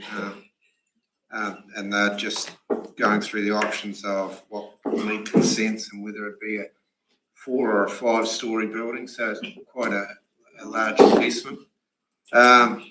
Citizenship the other night, and I'm here today, apparently. Thank you, Councillor Graham. Right. Councillor McIntyre, your lights on, Your your torch is on your phone. I better get into the spirit of it. No, that's why I've got my phone out so I can actually see. Yeah, but your light, the torch is on that. See what I'm doing. Yeah, so along with Roger, yeah, been attending those Southern Water Done Well meetings, one in Alex, and those other regular calls, that rural water scheme meeting. Again, had a whole committee meeting, and I had to present the prizes at the Clinton Flower Show the other day, including a live membership to a lady, and I've been getting blasted about that Clive Bridge a fair bit. Hopefully there's going to be a bit of maintenance go on there shortly. Yeah, the Clive Bridge is a bit of an interesting one, isn't it? The locals are complaining about it, and it's the locals that are wrecking it. So. Some. Yeah, not everyone. Yeah, it's a minor. Yeah, it's a touchy one, isn't it? Shame. Thank you, Simon. Councillor Kennedy. Apart from most all the meetings that everyone else has been to, went to visit Otako Marae, which was really beautiful and lovely setting out there. My first time being there, so that was lovely to go along with Olivia and Nat and some of our other members for meet with iwi. Tuapeka Bursary, we were down on numbers this year, but high calibre students like normal. And I'd just like to say on our district tour that our biggest asset looked quite impressive for our new greenfield walls and water. And I did not enjoy the punt crossing. It was beautiful. Thank you, Councillor Kennedy. Councillor Harrison. Yes, as well as all the other stuff that everyone else has done, other meetings and things. I also attended the Zoom meeting with LGNZ, with the national crew. We had our first team building day on Sunday with our youth council, which was really, really fun. We got separated into 3 separate teams with the Mayor and Councillor Smith, and I still would like to put a formal complaint in because I think we actually did get higher points than we were given. Went to my first meeting with Tacoma, so that was really good. And yeah, really enjoyed the day out, so I'm looking forward to the next one in the van around the district. We also had another regulatory meeting as well, which was good. Very good. Thank you, Councillor. Councillor Catherwood. Oh, just apologies for not making the tour in the workshop in a week, but did a wee meeting with some, obviously Terry, Forrest and Bird. Regarding some of the questions that questions that have been asked by all councillors, so I spoke with them face to face. Local the transfer station, same thing, dealing with that face to face. We had a few issues with our local freedom camp, a bit of infrastructure failure. We managed to get through that issue, and then just my local community responsibilities of going to Parker Point, asking questions about their water, and answering those questions as a councillor for that community in particular. That's about it. What were you doing on Saturday? Saturday. Thank you, Councillor. Councillor Smith. To the foundation meeting, and AGM for that's coming up in April at Tacoma. Some more information about that. The CDC workshop, district tour, portfolio meeting with Mike Goldsmith and Bruce. Then on 24th at the Rec Centre Committee, and then after that the Hub Committee meetings, that first one Rachel and I attended. And then all day Sunday running around the town with team building for the Youth Council. And their focus this year is going to be mental health. So they're looking at some stuff on there.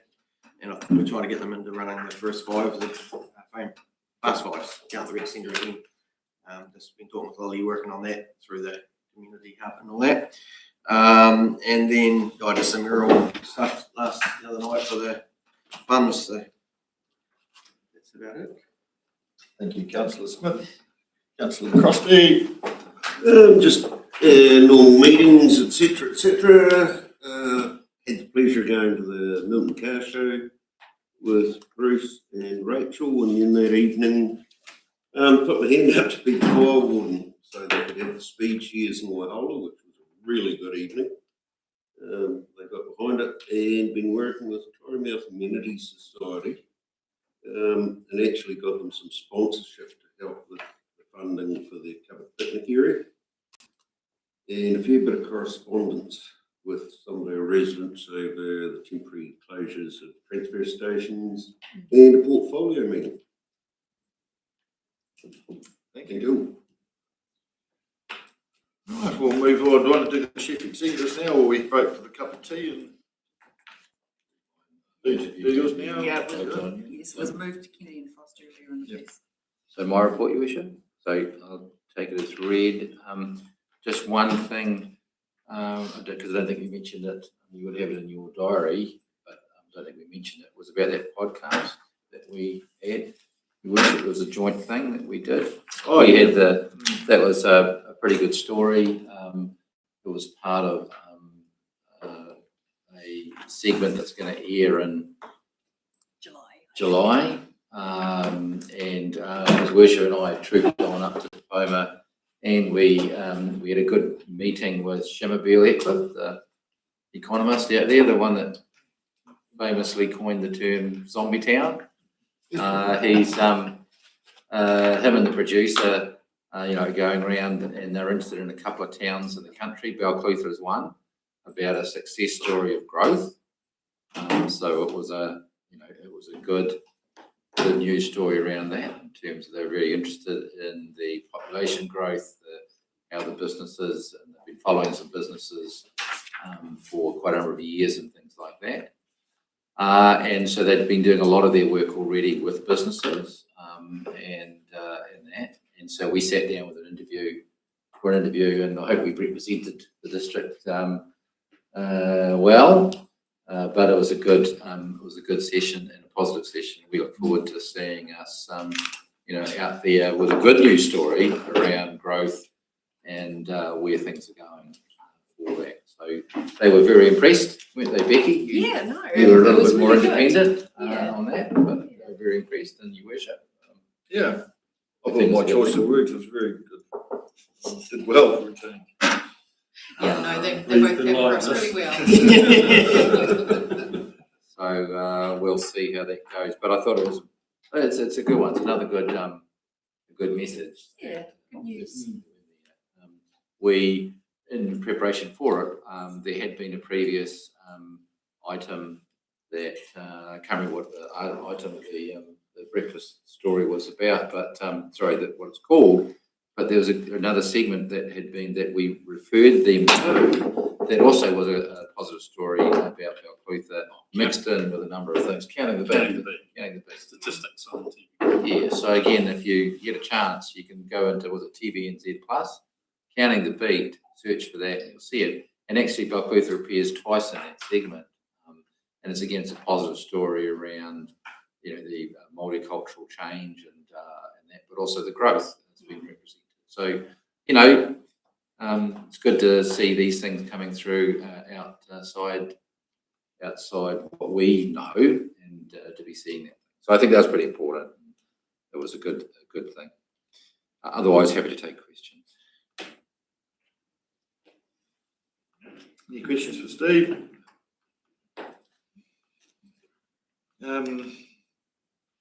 You see the resignations, internal movements, external appointments, date of assignment, of lease. Yes, we did change the report, so we're combining deed of assignment now into the same report, so we don't have two separate reports.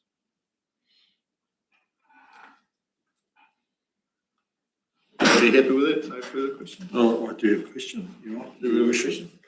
Steve, just on that lease, and what's the term? No idea, Councillor. We can find out. Thank you. No further questions for Steve? Well, I'm prepared to take both recommendations if someone would like to do that. Councillor Kennedy, Councillor Harrison, all those in favour? Carried unanimous. So we'll adjourn now for afternoon tea.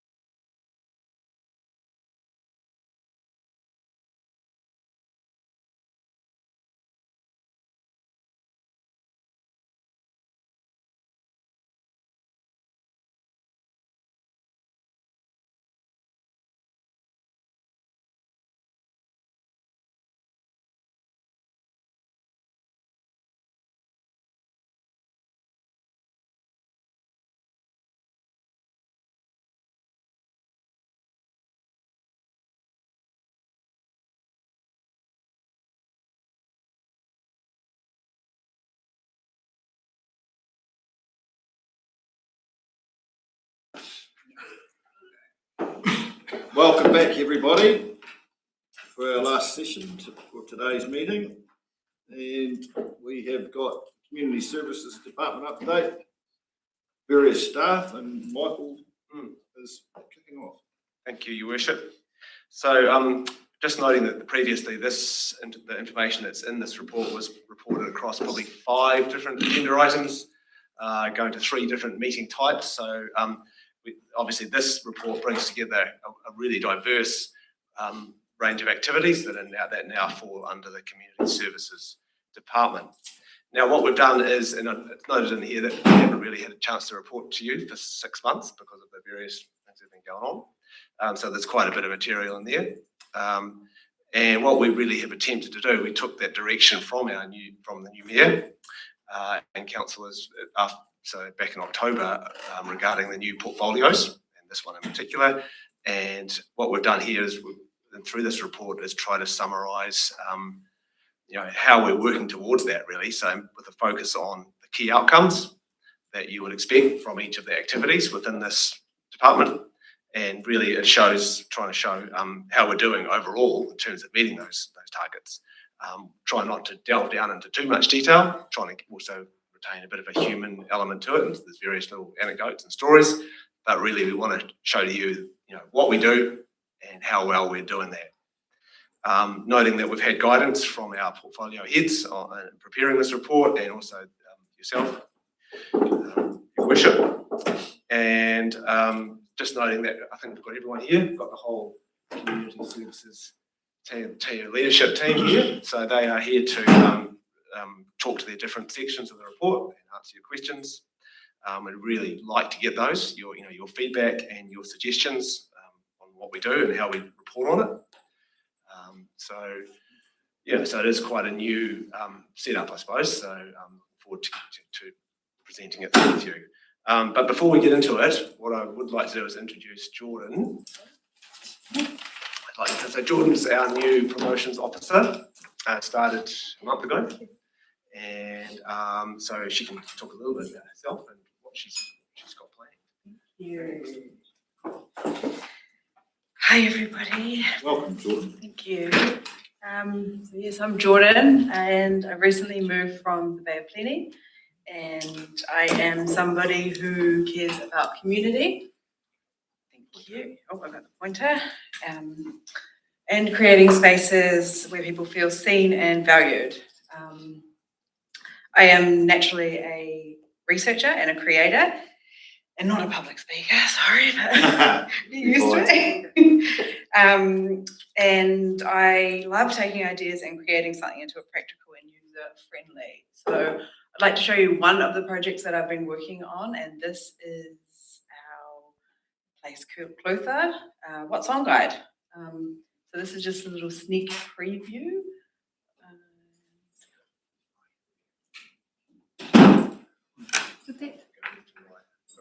Let me have a look. This is sorry. Yep. There it goes. Cool. So this is our starting page. It's just a draft at this stage, but the plan is to have this as a downloadable PDF on our council website, and it is bringing together events and information and programs about what's going on in the district, putting it all in one place. Yeah, whether you've lived here or you're new to the area, this is the guide that's going to bring all the events and activities and group services to help connect and participate and feel part of our community. And this is just a contents page and just some events that are coming up. But like I said, it's still in its baby stages, and I just quickly got this together today to show you one of the things that I've been working on. Yeah, so if you have any questions.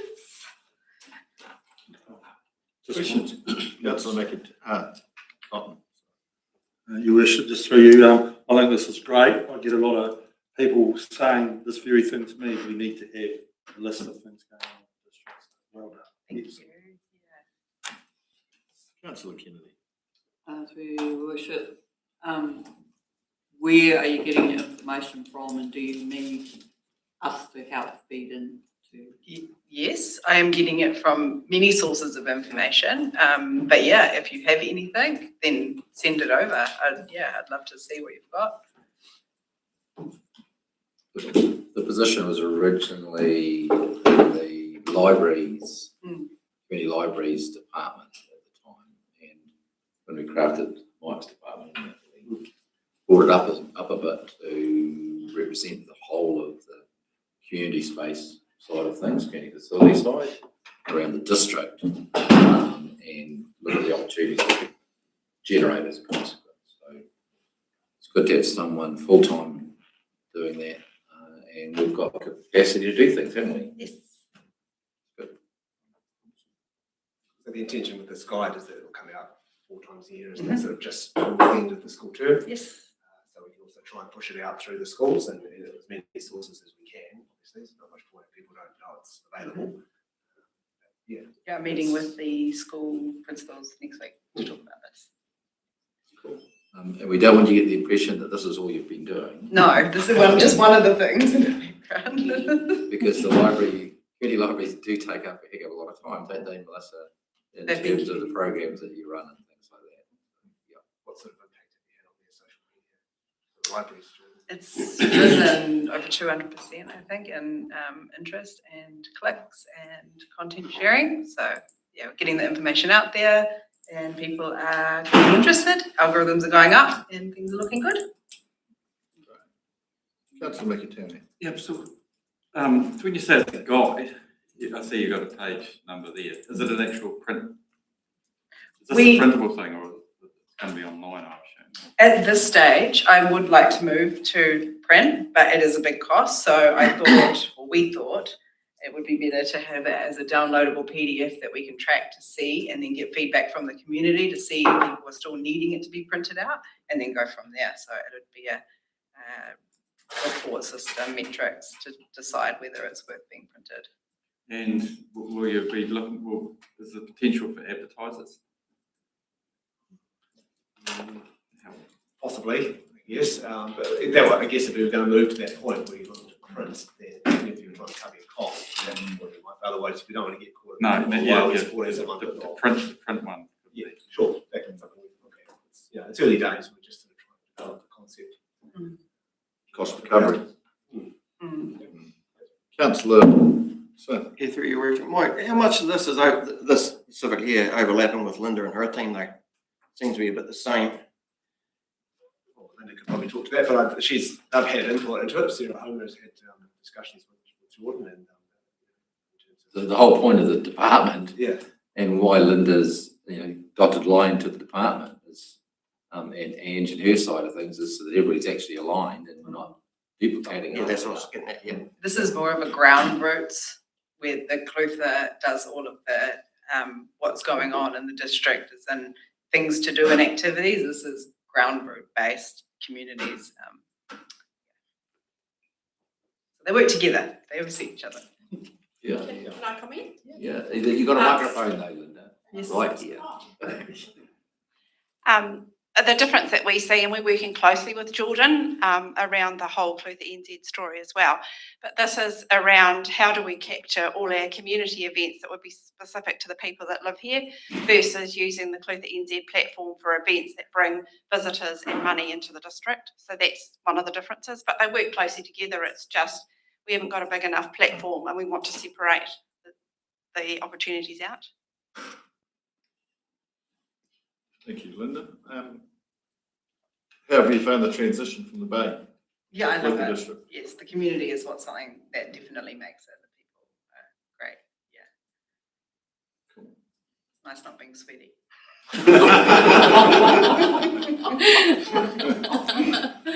Any more questions? Well, thank you for the introduction. Thank you, Worship. Thank you. So, Your Worship, just in terms of the report, the first 3 sections are probably on me, so happy to take any questions on that.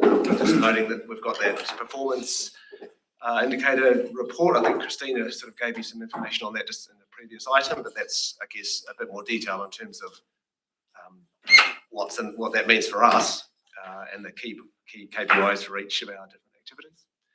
happy to take questions. So what sections, your sections 1 through to 3? 1 through to 3, so page 150 to 152. Taking into consideration Christina's reporting, Mike, and looking at your department here, you've reached 92% of the overall targets, and I reckon that's one heck of an achievement, considering all the moving parts that you're dealing with your department. Like, it's a very intense department, and as people orientated, and that's what we're about. It's about the people. So it's a really big thumbs up from me. Oh, and you've your got a team. pretty good team. Yeah, there's no doubt. As I've stressed, we're only as good as our worst person, but obviously your department is glowing.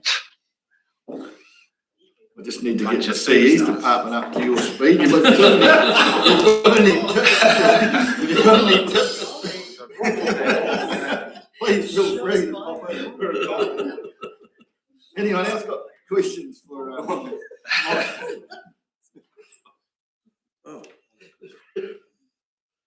No more questions for Mike?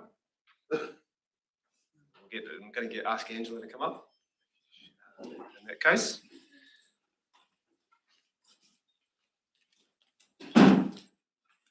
So I haven't got Holly here from Paul's, but basically I think everyone else is here.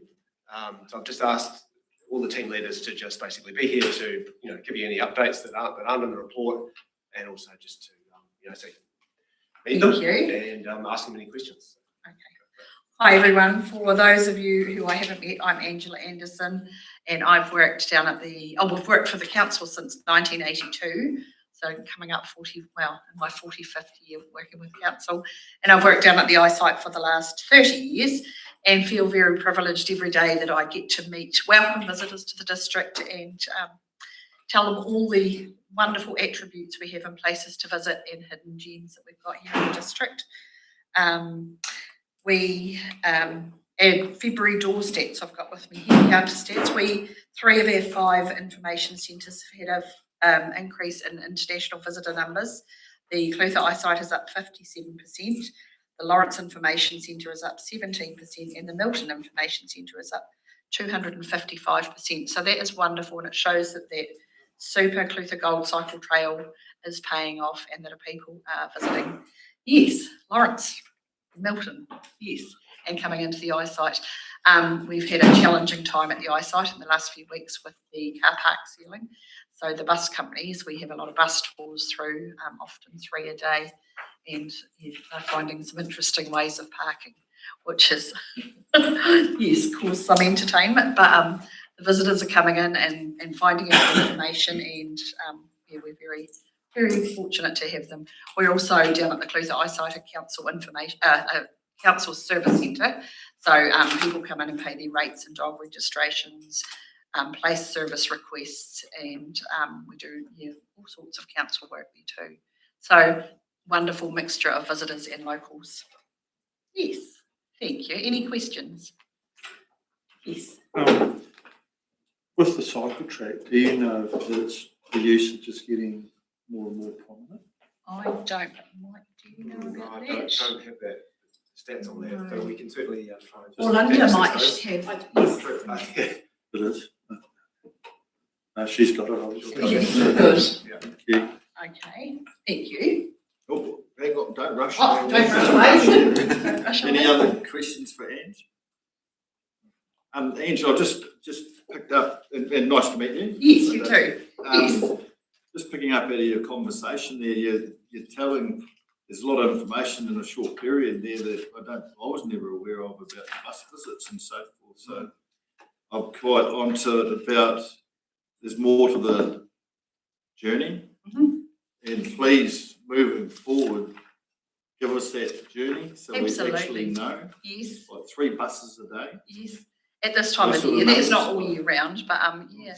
to 3 buses. Yes. So, because once again, and we're all under the microscope, but we need to know the story. Yes. Yes. So it's wonderful. So lots of buses and lots of FOCs, so free independent, or FITs, free independent travellers. Yeah. Lots of people calling in, and it's so wonderful to tell them about all the areas of our district, not just the Catlins. Yeah. Yeah, we're trying to keep them here longer. So it's very important that we're all clear on what you're actually involved in. Yes. Because we come under scrutiny from the ratepayers. Oh, absolutely. About the different activities that are under us. So, I just picked up on a few things there. And Good. possibly you don't, or you see it daily, but we don't. Yes, that's right. So no, So and please be anyone's, mindful moving forward. yes, and please call in and see us if you've not been into the eyesight before. Come in and we can, have a chat. Yeah. Well, they actually host the Clutha Valley Cookbook Cup there. I was in there recently and purchased one, and it's actually very surprising, Councillor McTamney. Even though you're in the mature people world. Does he feature? Yes. Very good cookbook. I We read like to it. support community fundraisers and things like that too, which is super. About 10 years too late. Thank you. Thanks very much. Through you, Your Worship, it's worth noting, so on page 153, we've also included the stats from the Captain's Information Centre.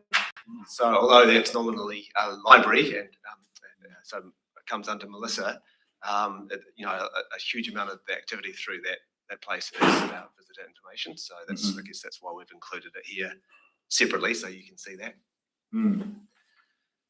But yeah, next up is Melissa. And I think, did you have something to add?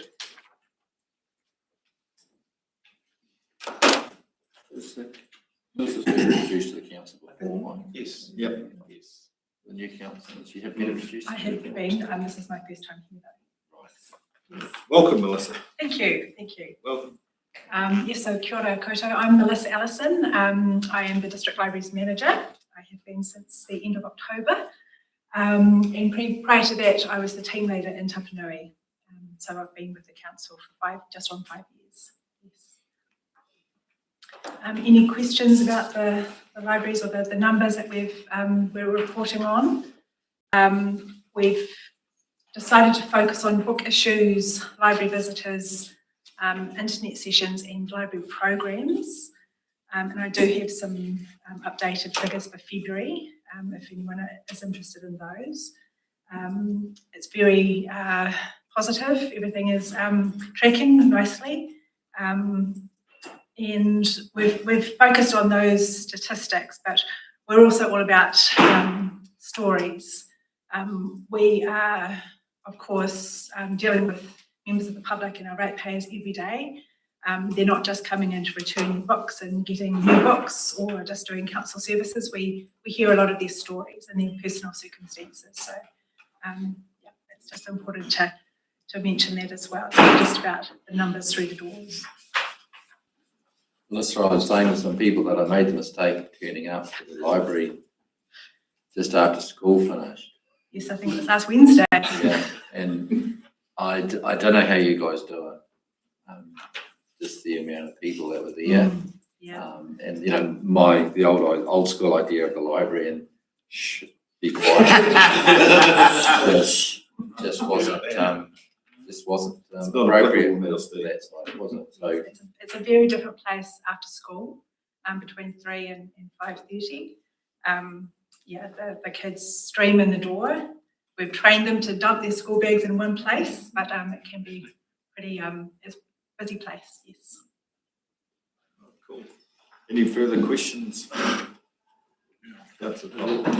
Hi Melissa, we're just looking at your monthly book issues and it seems to be quite a sharp increase since December. Yep. Is there any particular reason you can identify for that? Yes, I think I can explain that. So we had a new library management system installed in August, and in December the trend is that people come in and stock up on library books for the Christmas break while we're closed. The system that we have automatically renews the library books. So that January peak in numbers is capturing the automatic system renewing people's books. So after 3 weeks, the books will get automatically renewed by the system, which is a new thing. The old system doesn't do that for us. Yeah. So there's probably not a change in volume per se. It's just the way the system. Yes, in that case, yes. Yeah. Yes. Okay. Cool. Thank you. Any further questions?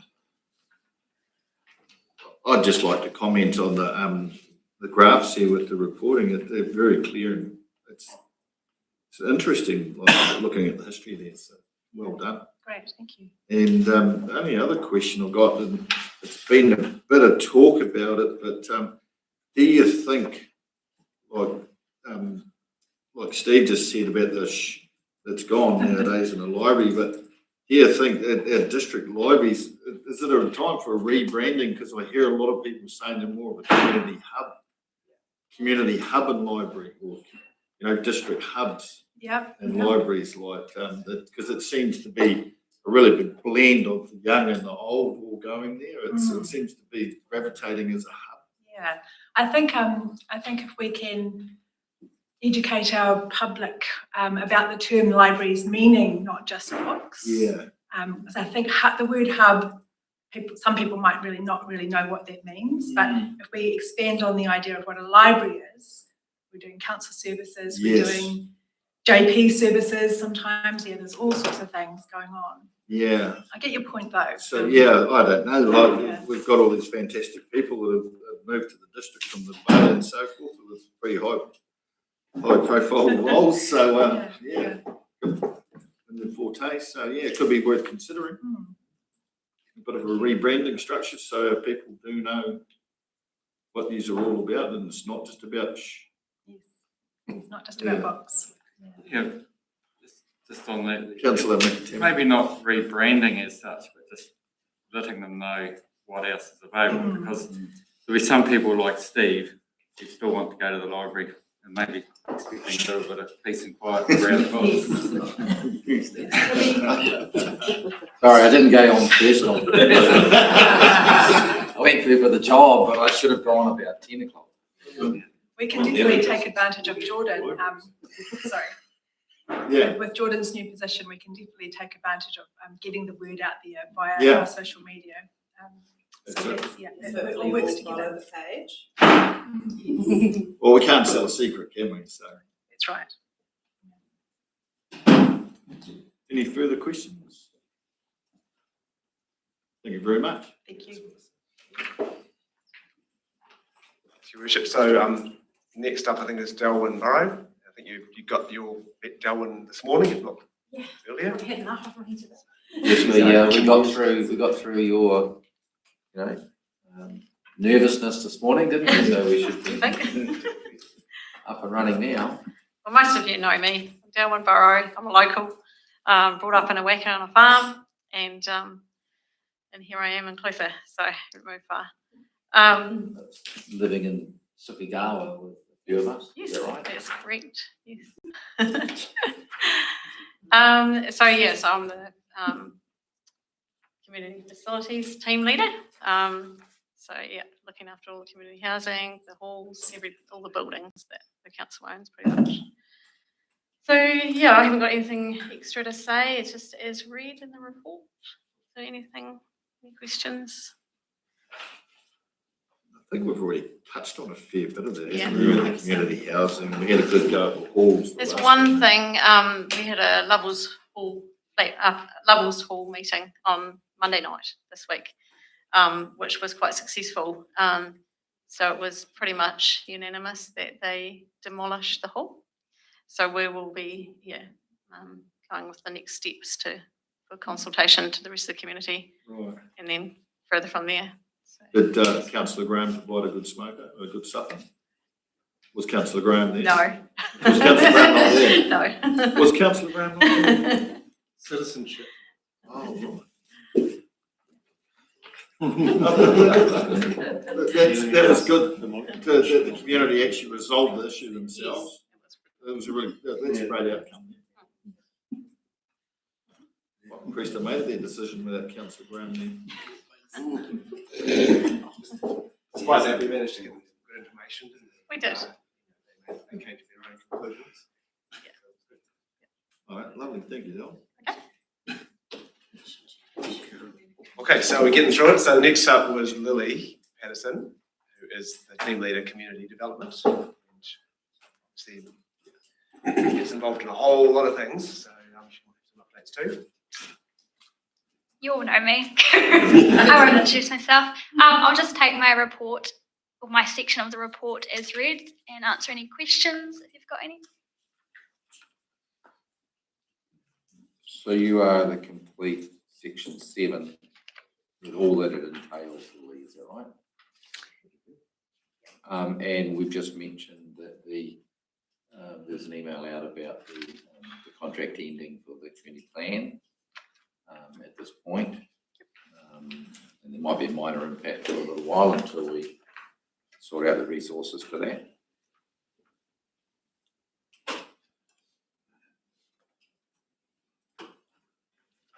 Any questions for Lily? Very extensive role here, Lily.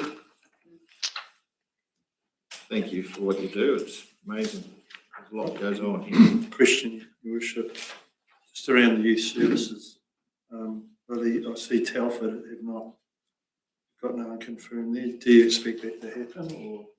Yep, so for Your Worship, each year that's pretty, I shouldn't say standard for Telford, but because of when their year starts, we're waiting on them starting, which is usually around about this time of year. So I should have that before our first meeting by the end of this month. Okay. Thank you. You're letting Lily off pretty easy here, team. Because we normally ask them your questions. Thank you, Lily. Thanks. So the next section was around aquatic services, the pools. So Holly unfortunately can't make it. As you may know, she's dealing with some issues down there. The pool is currently closed. They've got some issues with equipment. But happy to take any questions. Just note that again we've got those similar graphs there showing the last few years in terms of numbers, and obviously Balclutha doing really well. Milton not so good at this point in time, and you've seen that before. Yeah, but happy to take any questions as best I can. Questions for Mike?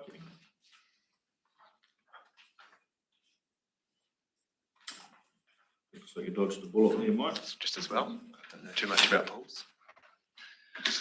Next one is about so we lumped some range of services and camping into one section here. So as you may know, Ian Royal and his team. So they also now sit under community services. And so we've done a bit of work to try, and it was a bit tricky, but we managed to do it in terms of describing the number of interactions that Ian and his team make each year with campers, and also the number of times that he needs to relocate people who should camping where they shouldn't be. And there's also a graph there showing the number of vehicles on beaches incidents that they actually deal with throughout the previous years. So that we've brought that together. We've combined that with obviously information about the OWAC of Freedom Camping site, which has been going for quite a few years now, and also the Taylor Park campground, which actually Darwin actually has responsibility for. But because of all of those items, activities, I guess, relate to people camping or staying, we've just included it here for you. So again, Ian couldn't, it's his day off today, but again, I can do my best to answer questions.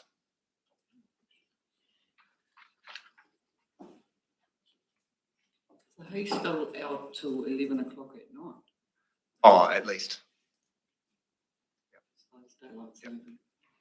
He was out after midnight the other night, he said, dealing with issues. Yeah. So, I mean, they start later in the day, but basically they, over the summer, it probably says in here, 7 day a week, they team up in the evenings when they go through the Catlins.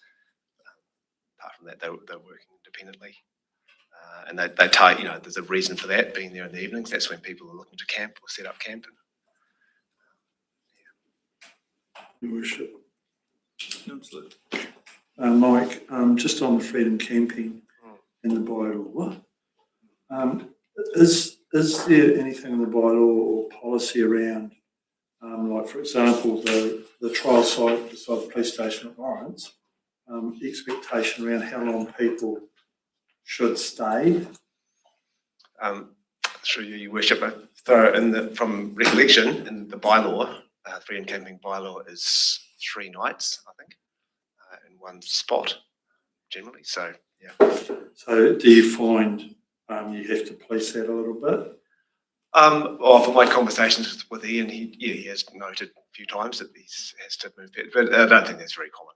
No. Generally, people are pretty mobile, they keep moving. There's always, yeah. Yeah. That's cool, thanks.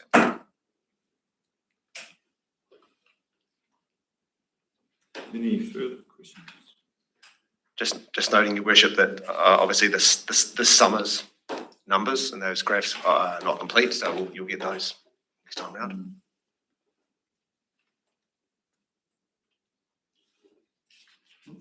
Mike, the Taylor Park campground, I'm just looking at the graph here on 175. So how do we go? You've got the income, what's the expenditure? So I think we're catching up, aren't we, Dylan? So you know that we were probably previously well down on terms of income, and so going backwards in terms of being cost neutral. But so Dylan can probably talk to this better than I can. I'll let her.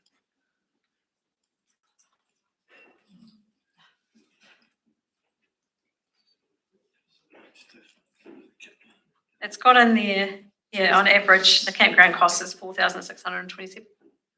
So per month to operate. So we've still got, as I said in that last paragraph, so there's a caretaker there now. So once we get the doors of the facilities automatic with their penny card, when they go in, they can use that to get into the facilities. Then we won't need the caretaker. Yeah. So his wages will be off, so we'll be less, expenses. Hopefully we'll start to make a profit. Right. I know, for me, and this is only my opinion, it's a pretty good example. Earlier, we hear of a community that's prepared to give up their community hall because it's not viable. These are the sort of questions. We've got a council asset here, and if they're not being viable, well, we've got to look at other options, just like that community at the road here have done at the start of the week, and they've made the hard call. So, yeah, that's what we're faced with in the society at the moment. So, it's great. Thank you. You wish I'm just not going to say anything about the long term or the longevity of that camping ground and the commercial model associated with it, because we would be raising a whole lot of things that we don't really want to raise. But the point is taken that there were changes made to try and reduce the operating loss, which it had been, and it's still relatively early days to do that. There's a couple of things that Mike's team is saying is still to be done, and the intention is to get it onto an even keel so that we don't continue with the operating losses that have been previously identified. So, yeah, we'll just leave it at that.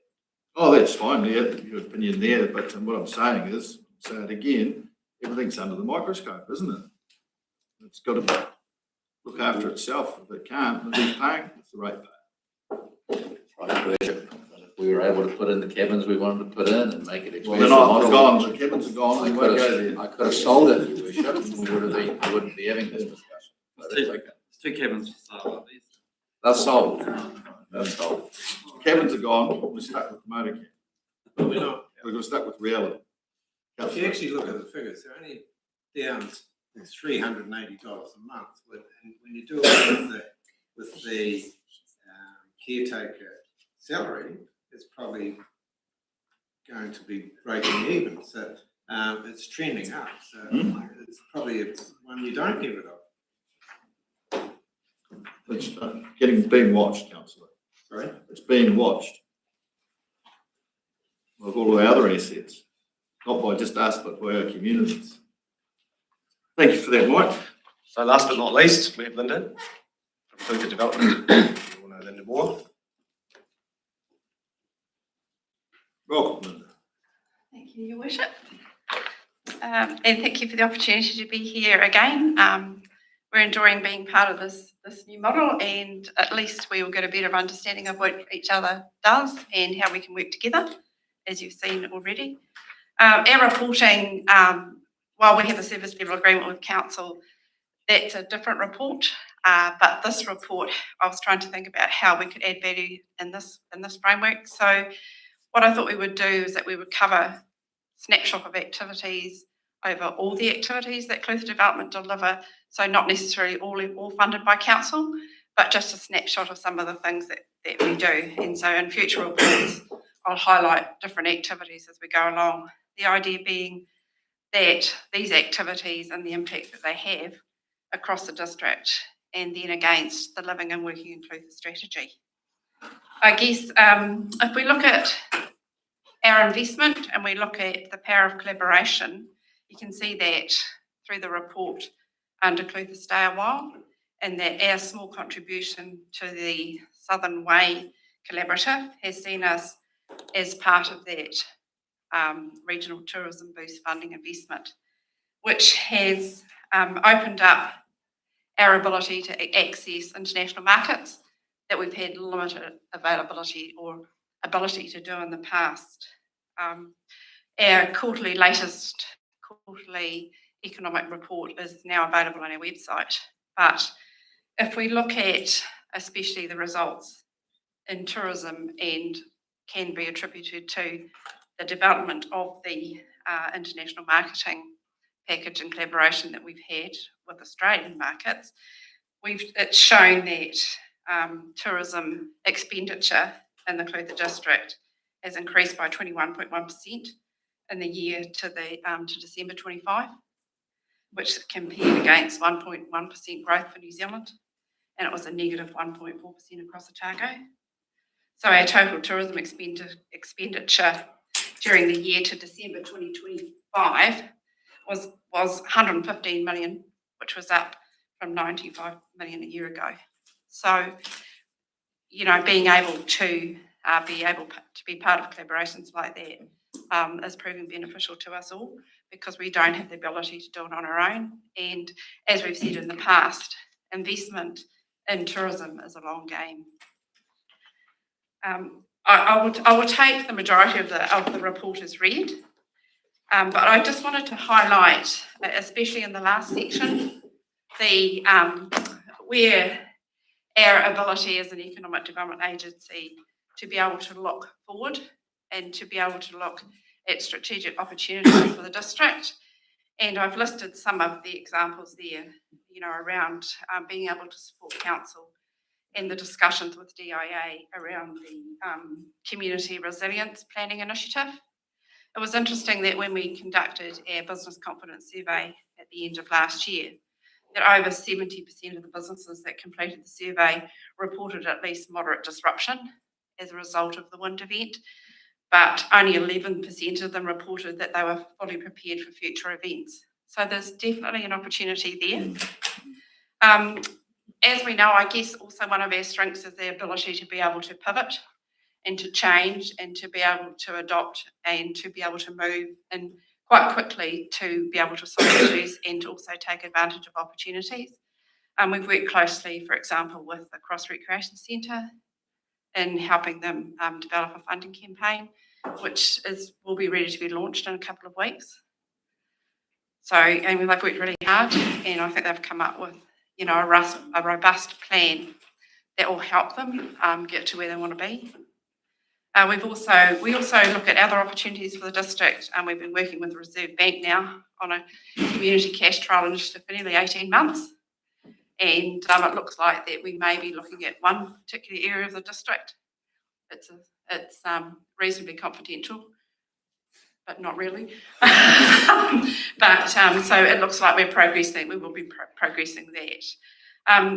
Also, one of our other opportunities is that we hunt down opportunities for the district to make sure that they happen, and that we have supported the community development team quite hard, and to be able to, in a very short period of time, put forward a funding application for a youth employment program, which will provide a suite of youth development services that will bridge the gap right through from 12 to 24.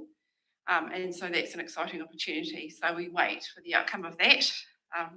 It'll be a quick turnaround time if it happens, won't it? From receiving the funding and for delivery.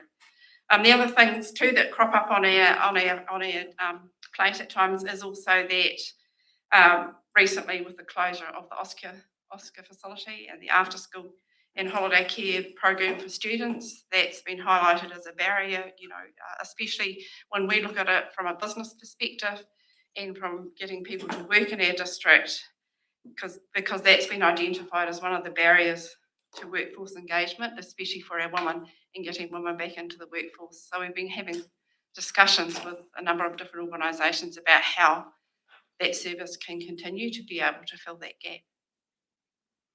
That's just a brief summary. I'm happy to take questions. Councillor McIntyre. Yep, thanks, Linda. Just the Clutha Stale Wall. Yes. So round one, you've got there round two. Yes. The funding from MB, round two's not, that's funding from us.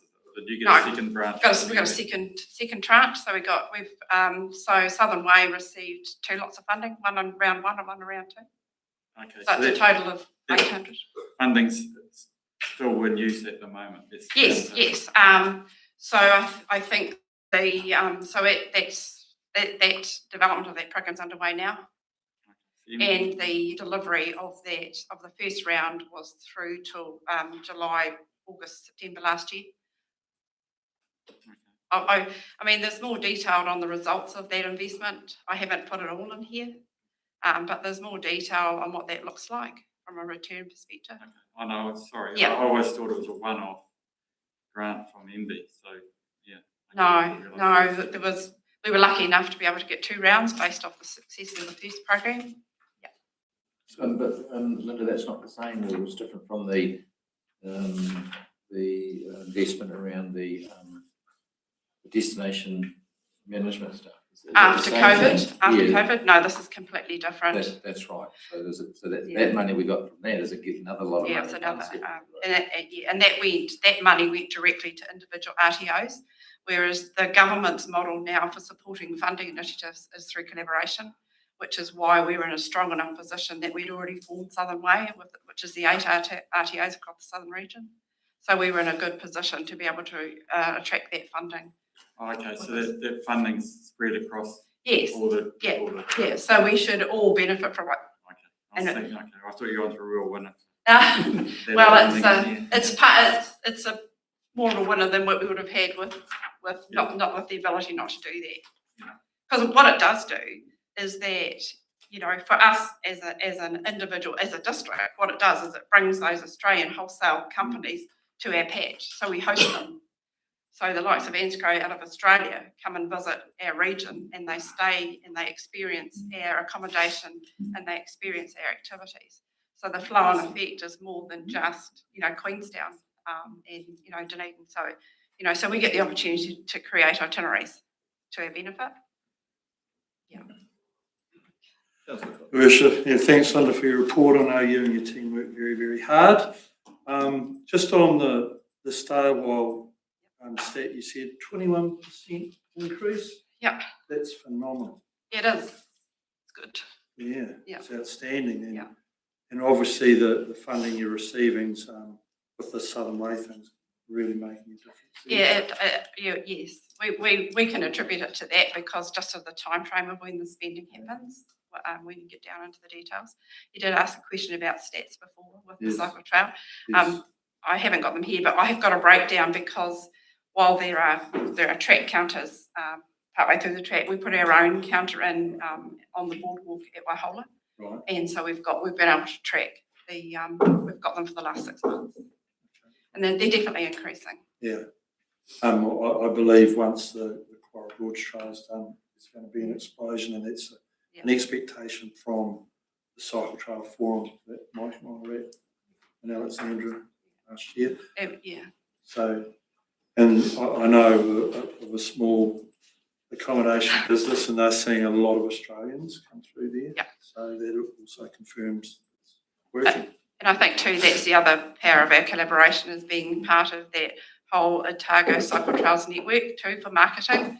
That we're part of that whole product and being able to promote those great rides, and we still support, the cycle trail, and you'll have seen from the media that there's been discussions about how we can get from Waihola, in alternate ways in which we can, travel through the coast, to reach Dunedin as well.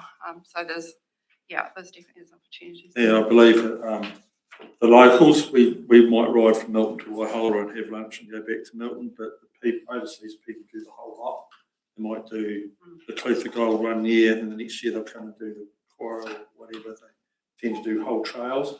And once there's a loop, it'll be quite a bit of traction. I mean, so our part in creating those packages, I mean, if you look at a lot of ours is our port is digital marketing, but if you look at the reach that the post on the Waitahuna got was phenomenal in a really short time. Yes. And that is seeing the people going through regularly. So we always said that you know what we needed to do here was to provide somewhere to stay, somewhere to eat, and something to do. And I think that we are making inroads and to be able to providing that experience for not only for our visitor but for our locals as well.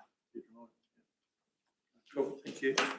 Is this the cheeky question on the extension of the cycle trail? Yes. Would you think Clutha Development would have an opinion on a preferred route? Our preferred route is always the best experience for the rider. So, because we will have probably some expenses inside our district, whichever way it goes. Yes. Well, if we were looking at an extension from, say, for example, Waihola to Dunedin, why wouldn't we want it to be in our district? Yeah, because it's two quite distinct Yes. ideas now. Yes, there is. Yeah. No further questions? Thank you, Linda. And thank you, Mark.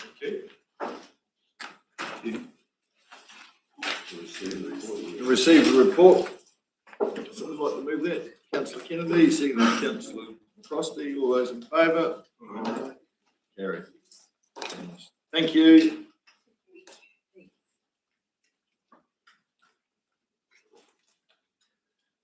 Sharon, welcome again. Item number 19. Thank you, Your Worship.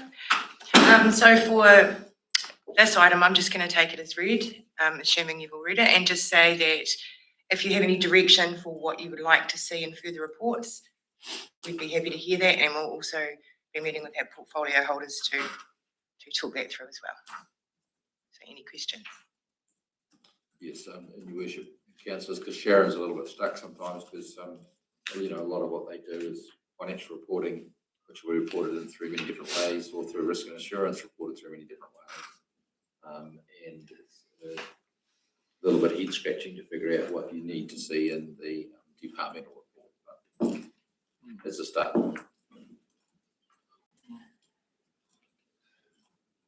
Any questions regarding Sharon's report here?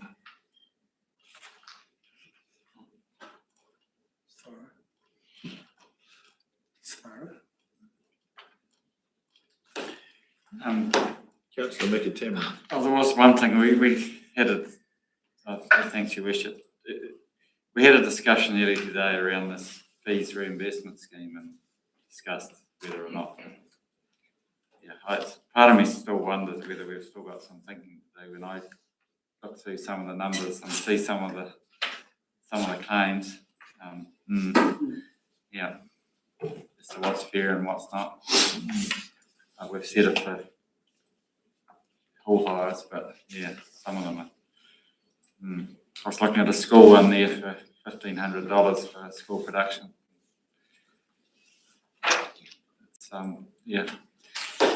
It's quite a lot compared to the amount of people who would have gone through a marquee in Milton in the AMP show. For another day, I suppose. Well, it's possibly something that you and Councillor Catherwood could be discussing and bring something back to us. Yeah. With Sharon and her team. Absolutely. You know, like you see the Kaitagira house and land package, one that's $7.5K, but we get that money back when the house is sold. Is that right? No, Your Worship, that was one of the package agreements we had creating the system. So we were just offering, using the fee reimbursement scheme, we in fact increased the maximum amount you could claim and just included that. So because the thing for householders doing it was that you could get a mortgage usually, but you couldn't get a mortgage, for example, for all the ancillary things that adds up quite a bit, you know, sometimes $15,000 to nearly $20,000 of all the consenting stuff, the financial contributions, costs, and all that sort of things. And that was a disincentive as well a lot of times. So the $7,500 was just agreed to be part of the package process where those things were sort of covered for those people going through that process. And it can always be reviewed, and that's where that came. Yeah, your worship, yeah, because to me, you know, they're on selling that house to someone, and anyone else in this area that has a section and wants to build a house have to pay these fees. So I'm just wondering why they are, you know, to me, being subsidised for their building consent fees when somebody, a private person building their own home or one to rent out for somebody in the area is actually having to pay the building consent fees. So for me, that would be one to revisit. Right. So that goes to the history of the why Yeah, these why things were theory. done, and that. And so it's, you know, we could do the history lesson, but the argument at the time was, you know, the benefit of getting people into the houses was one thing. The programs were designed to do that, to get couples in that people couldn't actually build houses otherwise. And the other part of it was that we wanted to differentiate from the private person or the private developer, and that's why we required those schemes and those approvals to be done through a community group, which is why at the moment we've only got one community group doing it, which is the Tangata. Council has actually approved the extension of that to a number of other communities. They haven't progressed it past anything much at the moment because they haven't formed the community groups to do the works and take the next stage.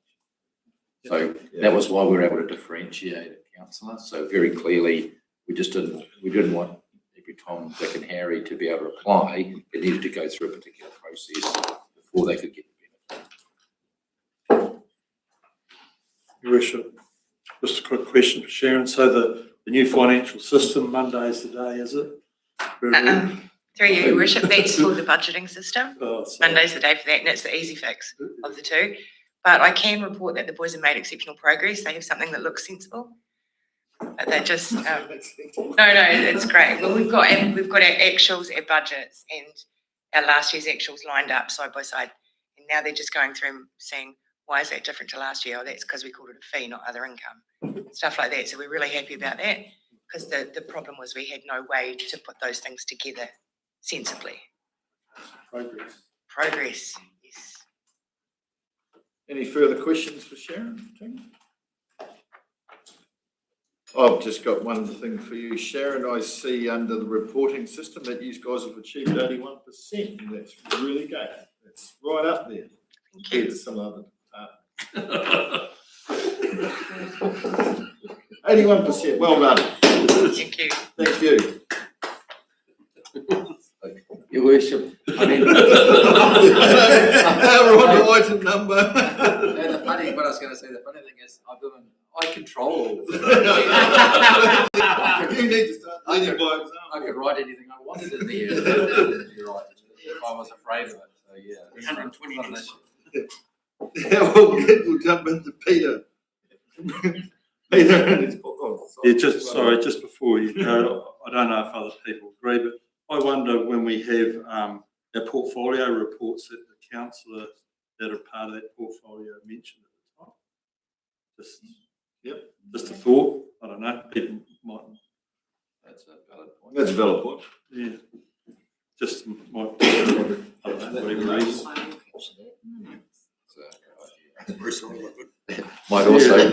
You might also ask questions of them. Not a miracle. Yeah. That's the point. Oh dear. Peter, do you want to talk to your council policy reviews program status report? Sharon? That was in my last report. Apologies if it is made. Right. But if you do have any questions, Peter's here. So, yep, Peter's here. If anyone's got any questions about the policies. So that's from page 193. Yeah, Right. 193, just a memo.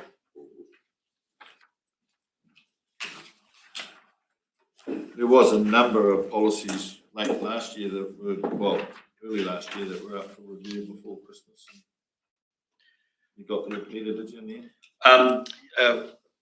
The answers they've reviewed, and with a number of them, they'd required legal review on top and staff consultation, and that's all happening at the moment. So that's good. There's a suite, if going to that report, which is what you're talking about, the pink mauve section in the page that you've got there. There's a number of other policies that are also done, and requiring CE sign off. That is a package when we get the staff consultation back, which is in the next few weeks. So there's been really solid progress. This was a major body of work, and a really important part because it had to do with staff. So that's been a solid effort. You can see in the blue there that there's a number of policies that are due for completion by the end of this month. 8 council policies, of which 2 will be delayed, being the accidental death insurance policy, which is actually a business continuity policy. And when I say delayed, it's we'd like to talk to the risk insurance chair about that before we bring to council. Similarly, smoke-free places, we thought that would be simple, but that needs a bit more consideration as to whether we need some form of public engagement on that. And then there's 10 council policies coming up, of which, bear with me, 3, the CCT, the wearable camera policies, it's been decided to incorporate that into a new CCT policy by the end of this financial year, 30 June. So that's being done. And the rest are on track. One policy, asset management policy, will come forward in 30th June. That's quite a body of work. It picks up a number of elements. That's that'll be quite an update. Right. Well, Peter, I see that from page 200 to 210, you've got 109 policies that you've read. 74. 74? Yeah, 74 policies in the policy suite, of which just ballpark are covered in that in those tranches that we're trying to do. What we're trying to do is have them all nailed by the end of the 30th of June. It's been a big effort, and to say what that means, this is a cross-organisational effort. Policies are basically, there's a number of policy owners, as general managers, that are the owners of those policies, in effect. Council's the owner of the policies, but they manage that. So it's a matter of working with all of those teams, and as you appreciate, a lot of them are under pressure with other competing priorities. So they're making a sterling effort to get this backlog sorted out. Amazing. How many policies you did show us the few meetings back? Well, 74 total. All total? Yeah.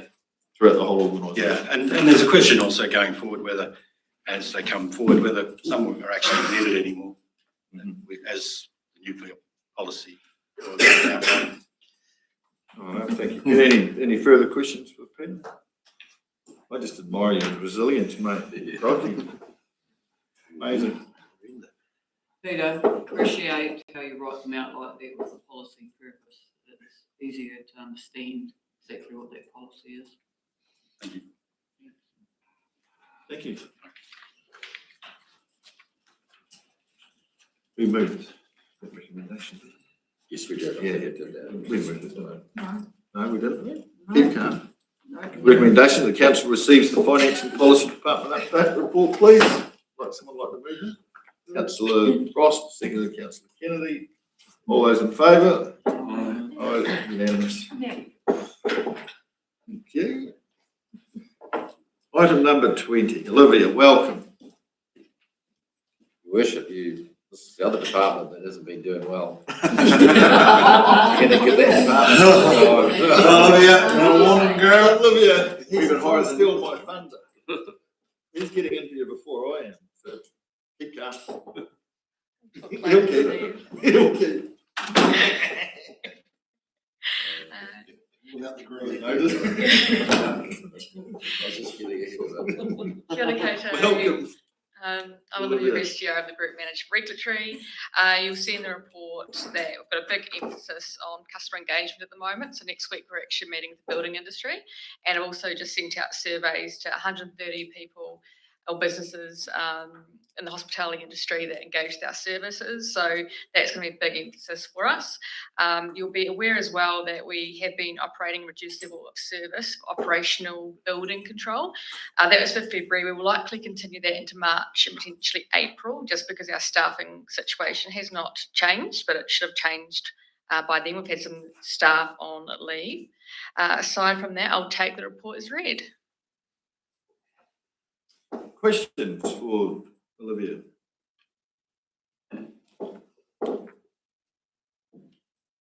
Councillor Smith? No? Not today? Tomorrow? Councillor Catherwood?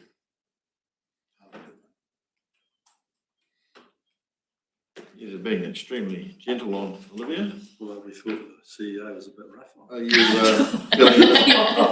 feeling a bit intimidated, councillors? So everything's going good for you, Olivia? Yeah, thank you. Our worship, our stats are pretty solid. We're just really looking at embedding our new structure, and now, which means there's a regulatory manager over 4 teams, and just looking at lots of ways to improve. So yeah, we're looking forward to the rest of the year. How many weeks, months you've been into the new role? Officially, I think 2. I've been in the solid regulatory, but I was acting before that. Well, that's possibly a pretty good excuse why you're only 15% ahead of the CE's department with your achievements. So you seem to be quite busy. So yeah, I look forward to a remarkable improvement for the next report. You say only, but we are still ahead, aren't we? Yes. That's really, just to be really By clear. 15%. Regulatory is ahead of the CE department. Yeah, 15%. cool. Yeah, thank you, Worship. I look forward to the next result. You might actually have some answers, Olivia, because we had previously that organisation performance report where they was trying to summarise progress and performance, and it was part of the statutory requirements targets, and there was a list by department. So we got stuck with only 3 out of 12, which is 25%, and regulatory was 9 out of 22. But can you explain, like, you've got a better idea, what's a 22 sort of things? Why is it? What is the sort of quantum of what's 22 talking about? Sure, thank you, Steve. So essentially, a lot of the data has been challenging to capture, and that's because of our new system, Datascape. We are working on that. We've got a great team of people in our organisation doing that, but it does mean that we just haven't been able to collect the data, and that means that it's a fail. And even if we know that we're actually very likely meeting all the requirements, if you don't have the data to back it up, then it's just not good enough. So that's why we say, no, we'll take the fail, and once we've actually got the data to back us up, then we'll show that we're achieving. That's the spirit. Well, to be fair, like portfolio meetings, 110%. Right. What this division, not the CS. This is fun. Councillor McAdam. Yeah. Okay. Thanks, Olivia. I think I started that one earlier on with the questions, but just on just the building consents and things. This is not really a question, but what's your feel? I mean, we're sort of hearing that the district's starting to move. I mean, things are doing well out there, farming-wise. In that space, building, housing, is there more applications coming in? There's quite a few subdivision consents in the process, or being approved. Yeah, through your worship, I'd say both planning, so that's for the subdivisions and resource consents, and building, and that's for building consents, is relatively steady. I don't have the exact data. I'd have to talk to Malcolm to see if he thought there'd been any significant movement either way for building, but they're definitely still coming in, that's for sure. Olivia, you mentioned before that you're doing a bit of engagement now in surveying with the communities. That's really great because like they have to build those relationships with their communities, you know, the shakers and movers and your department, you know, obviously providing employment throughout a district. So it's really heartening to hear that you're, you know, getting them as being part of the fabric and engaging with them. It's very important. Oh, thank you, Your Worship. And a big motivator that is Clutha Starts. And so that's why it's such an excellent program, is because it really encourages all of us to think not just about our stats, which as regulatory people, we're always very driven on our stats to get 100%. So that's that quantitative side of things, but also a qualitative. It's a great endorsement of the Clutha Starts program for us to be doing this sort of engagement. Yeah, Your Worship, I think you were talking before, because another comment that was made was the movement from bronze to silver, and it was recognised that regulatory was one of the first ones. So there was this sort of comments about that should be moving faster, but a big part of what needs to be done to move faster to achieve that is focus on you need to get customer information. If you don't have customer information, you know, you can't actually say you're doing any good. And so, you know, it's taken some time, but you know, regulatory is moving. And it's good to hear that they're actually going out and trying to obtain now the customer feedback, because it's only once you've heard it, obviously, you can make changes based on what they're telling you. So, we don't let anybody progress until they get information around what is the customer telling you about your service and are you putting in place things to improve it as a result. So they know that that's a requirement before they can progress. But they are, it's good to hear that they're actually moving. Yeah. Really looking forward to seeing the percentages go up. Oh, absolutely. And we do already have one team within regulatory that's got silver. That's the planning team. And so I'd say there'll be at least 2 more over the next, once we've got through this latest, the surveys that will be coming up for that as well, because they're hungry for it. Oh, that's great news. Thank you. Well, I'll keep this handy for the CE's department close anyway. So sounds good. Thank you. Oh, Your Worship, I just wanted to, sorry, so Councillor. I've spoken to a couple of developers that would be quite keen on a payment basis if there was like a liaison person within the regulatory department, the council building consents. So that as opposed to all the paperwork going back to them every time there's a question, that person could liaise with the developer and try and move things along a little quicker. Now, you know, they don't know whether that's practical or possible or not, but it's just something that I'd like to come and talk to me about. So through Your Worship, so I don't quite understand your question. Are you saying just in regard to payments, or if there's further like the building consent process? Yes. Because it goes to one department and it goes back to them and they have to send it back into another department. So that's what they've been telling me. So they would, if the whole consent thing could stay within the council and you just have somebody that liaises with them if there's more information required and stuff like that, so that they have one point of contact, and then that person just flows it from one department to the next. And they've both said they're quite happy to pay for that, you know, but I don't know whether it's practical or not, whether there's enough work for somebody to do that or not. It's a good question. So I'd be keen to talk to the developer, because then I could see exactly what's happening. Yeah, I'm not sure if they're, because I might know the answer to your question, but then it might be something else. So I can touch base with you on that. If there could be a developer that's on our list that we've actually just emailed out today to say, hey, come and have a Hui with us on Wednesday and we'll discuss, because that might give us a lot of clarity. I will note that we do use contractors, so I'm not sure if it's contractors that you're thinking of from our solutions team, or if it's actually other departments, such as our water department and the roading department and things like that. But I'd be definitely keen to have a chat to them and see what we could potentially do. Excellent. Thank you. You're welcome. Any further questions for Olivia? Oh, well, thank you, Olivia. Cool. It's good, pleasing to hear you fitting into your new role. I'm happy with it. Cool. Well done. Thank you. Right, we still would like to move and second that. Councillor Frost. Councillor Graham. You just want to second that? Does someone like to second that? Thank you, Councillor Cock. All those in favour? Excuse me, Chris. Duck away.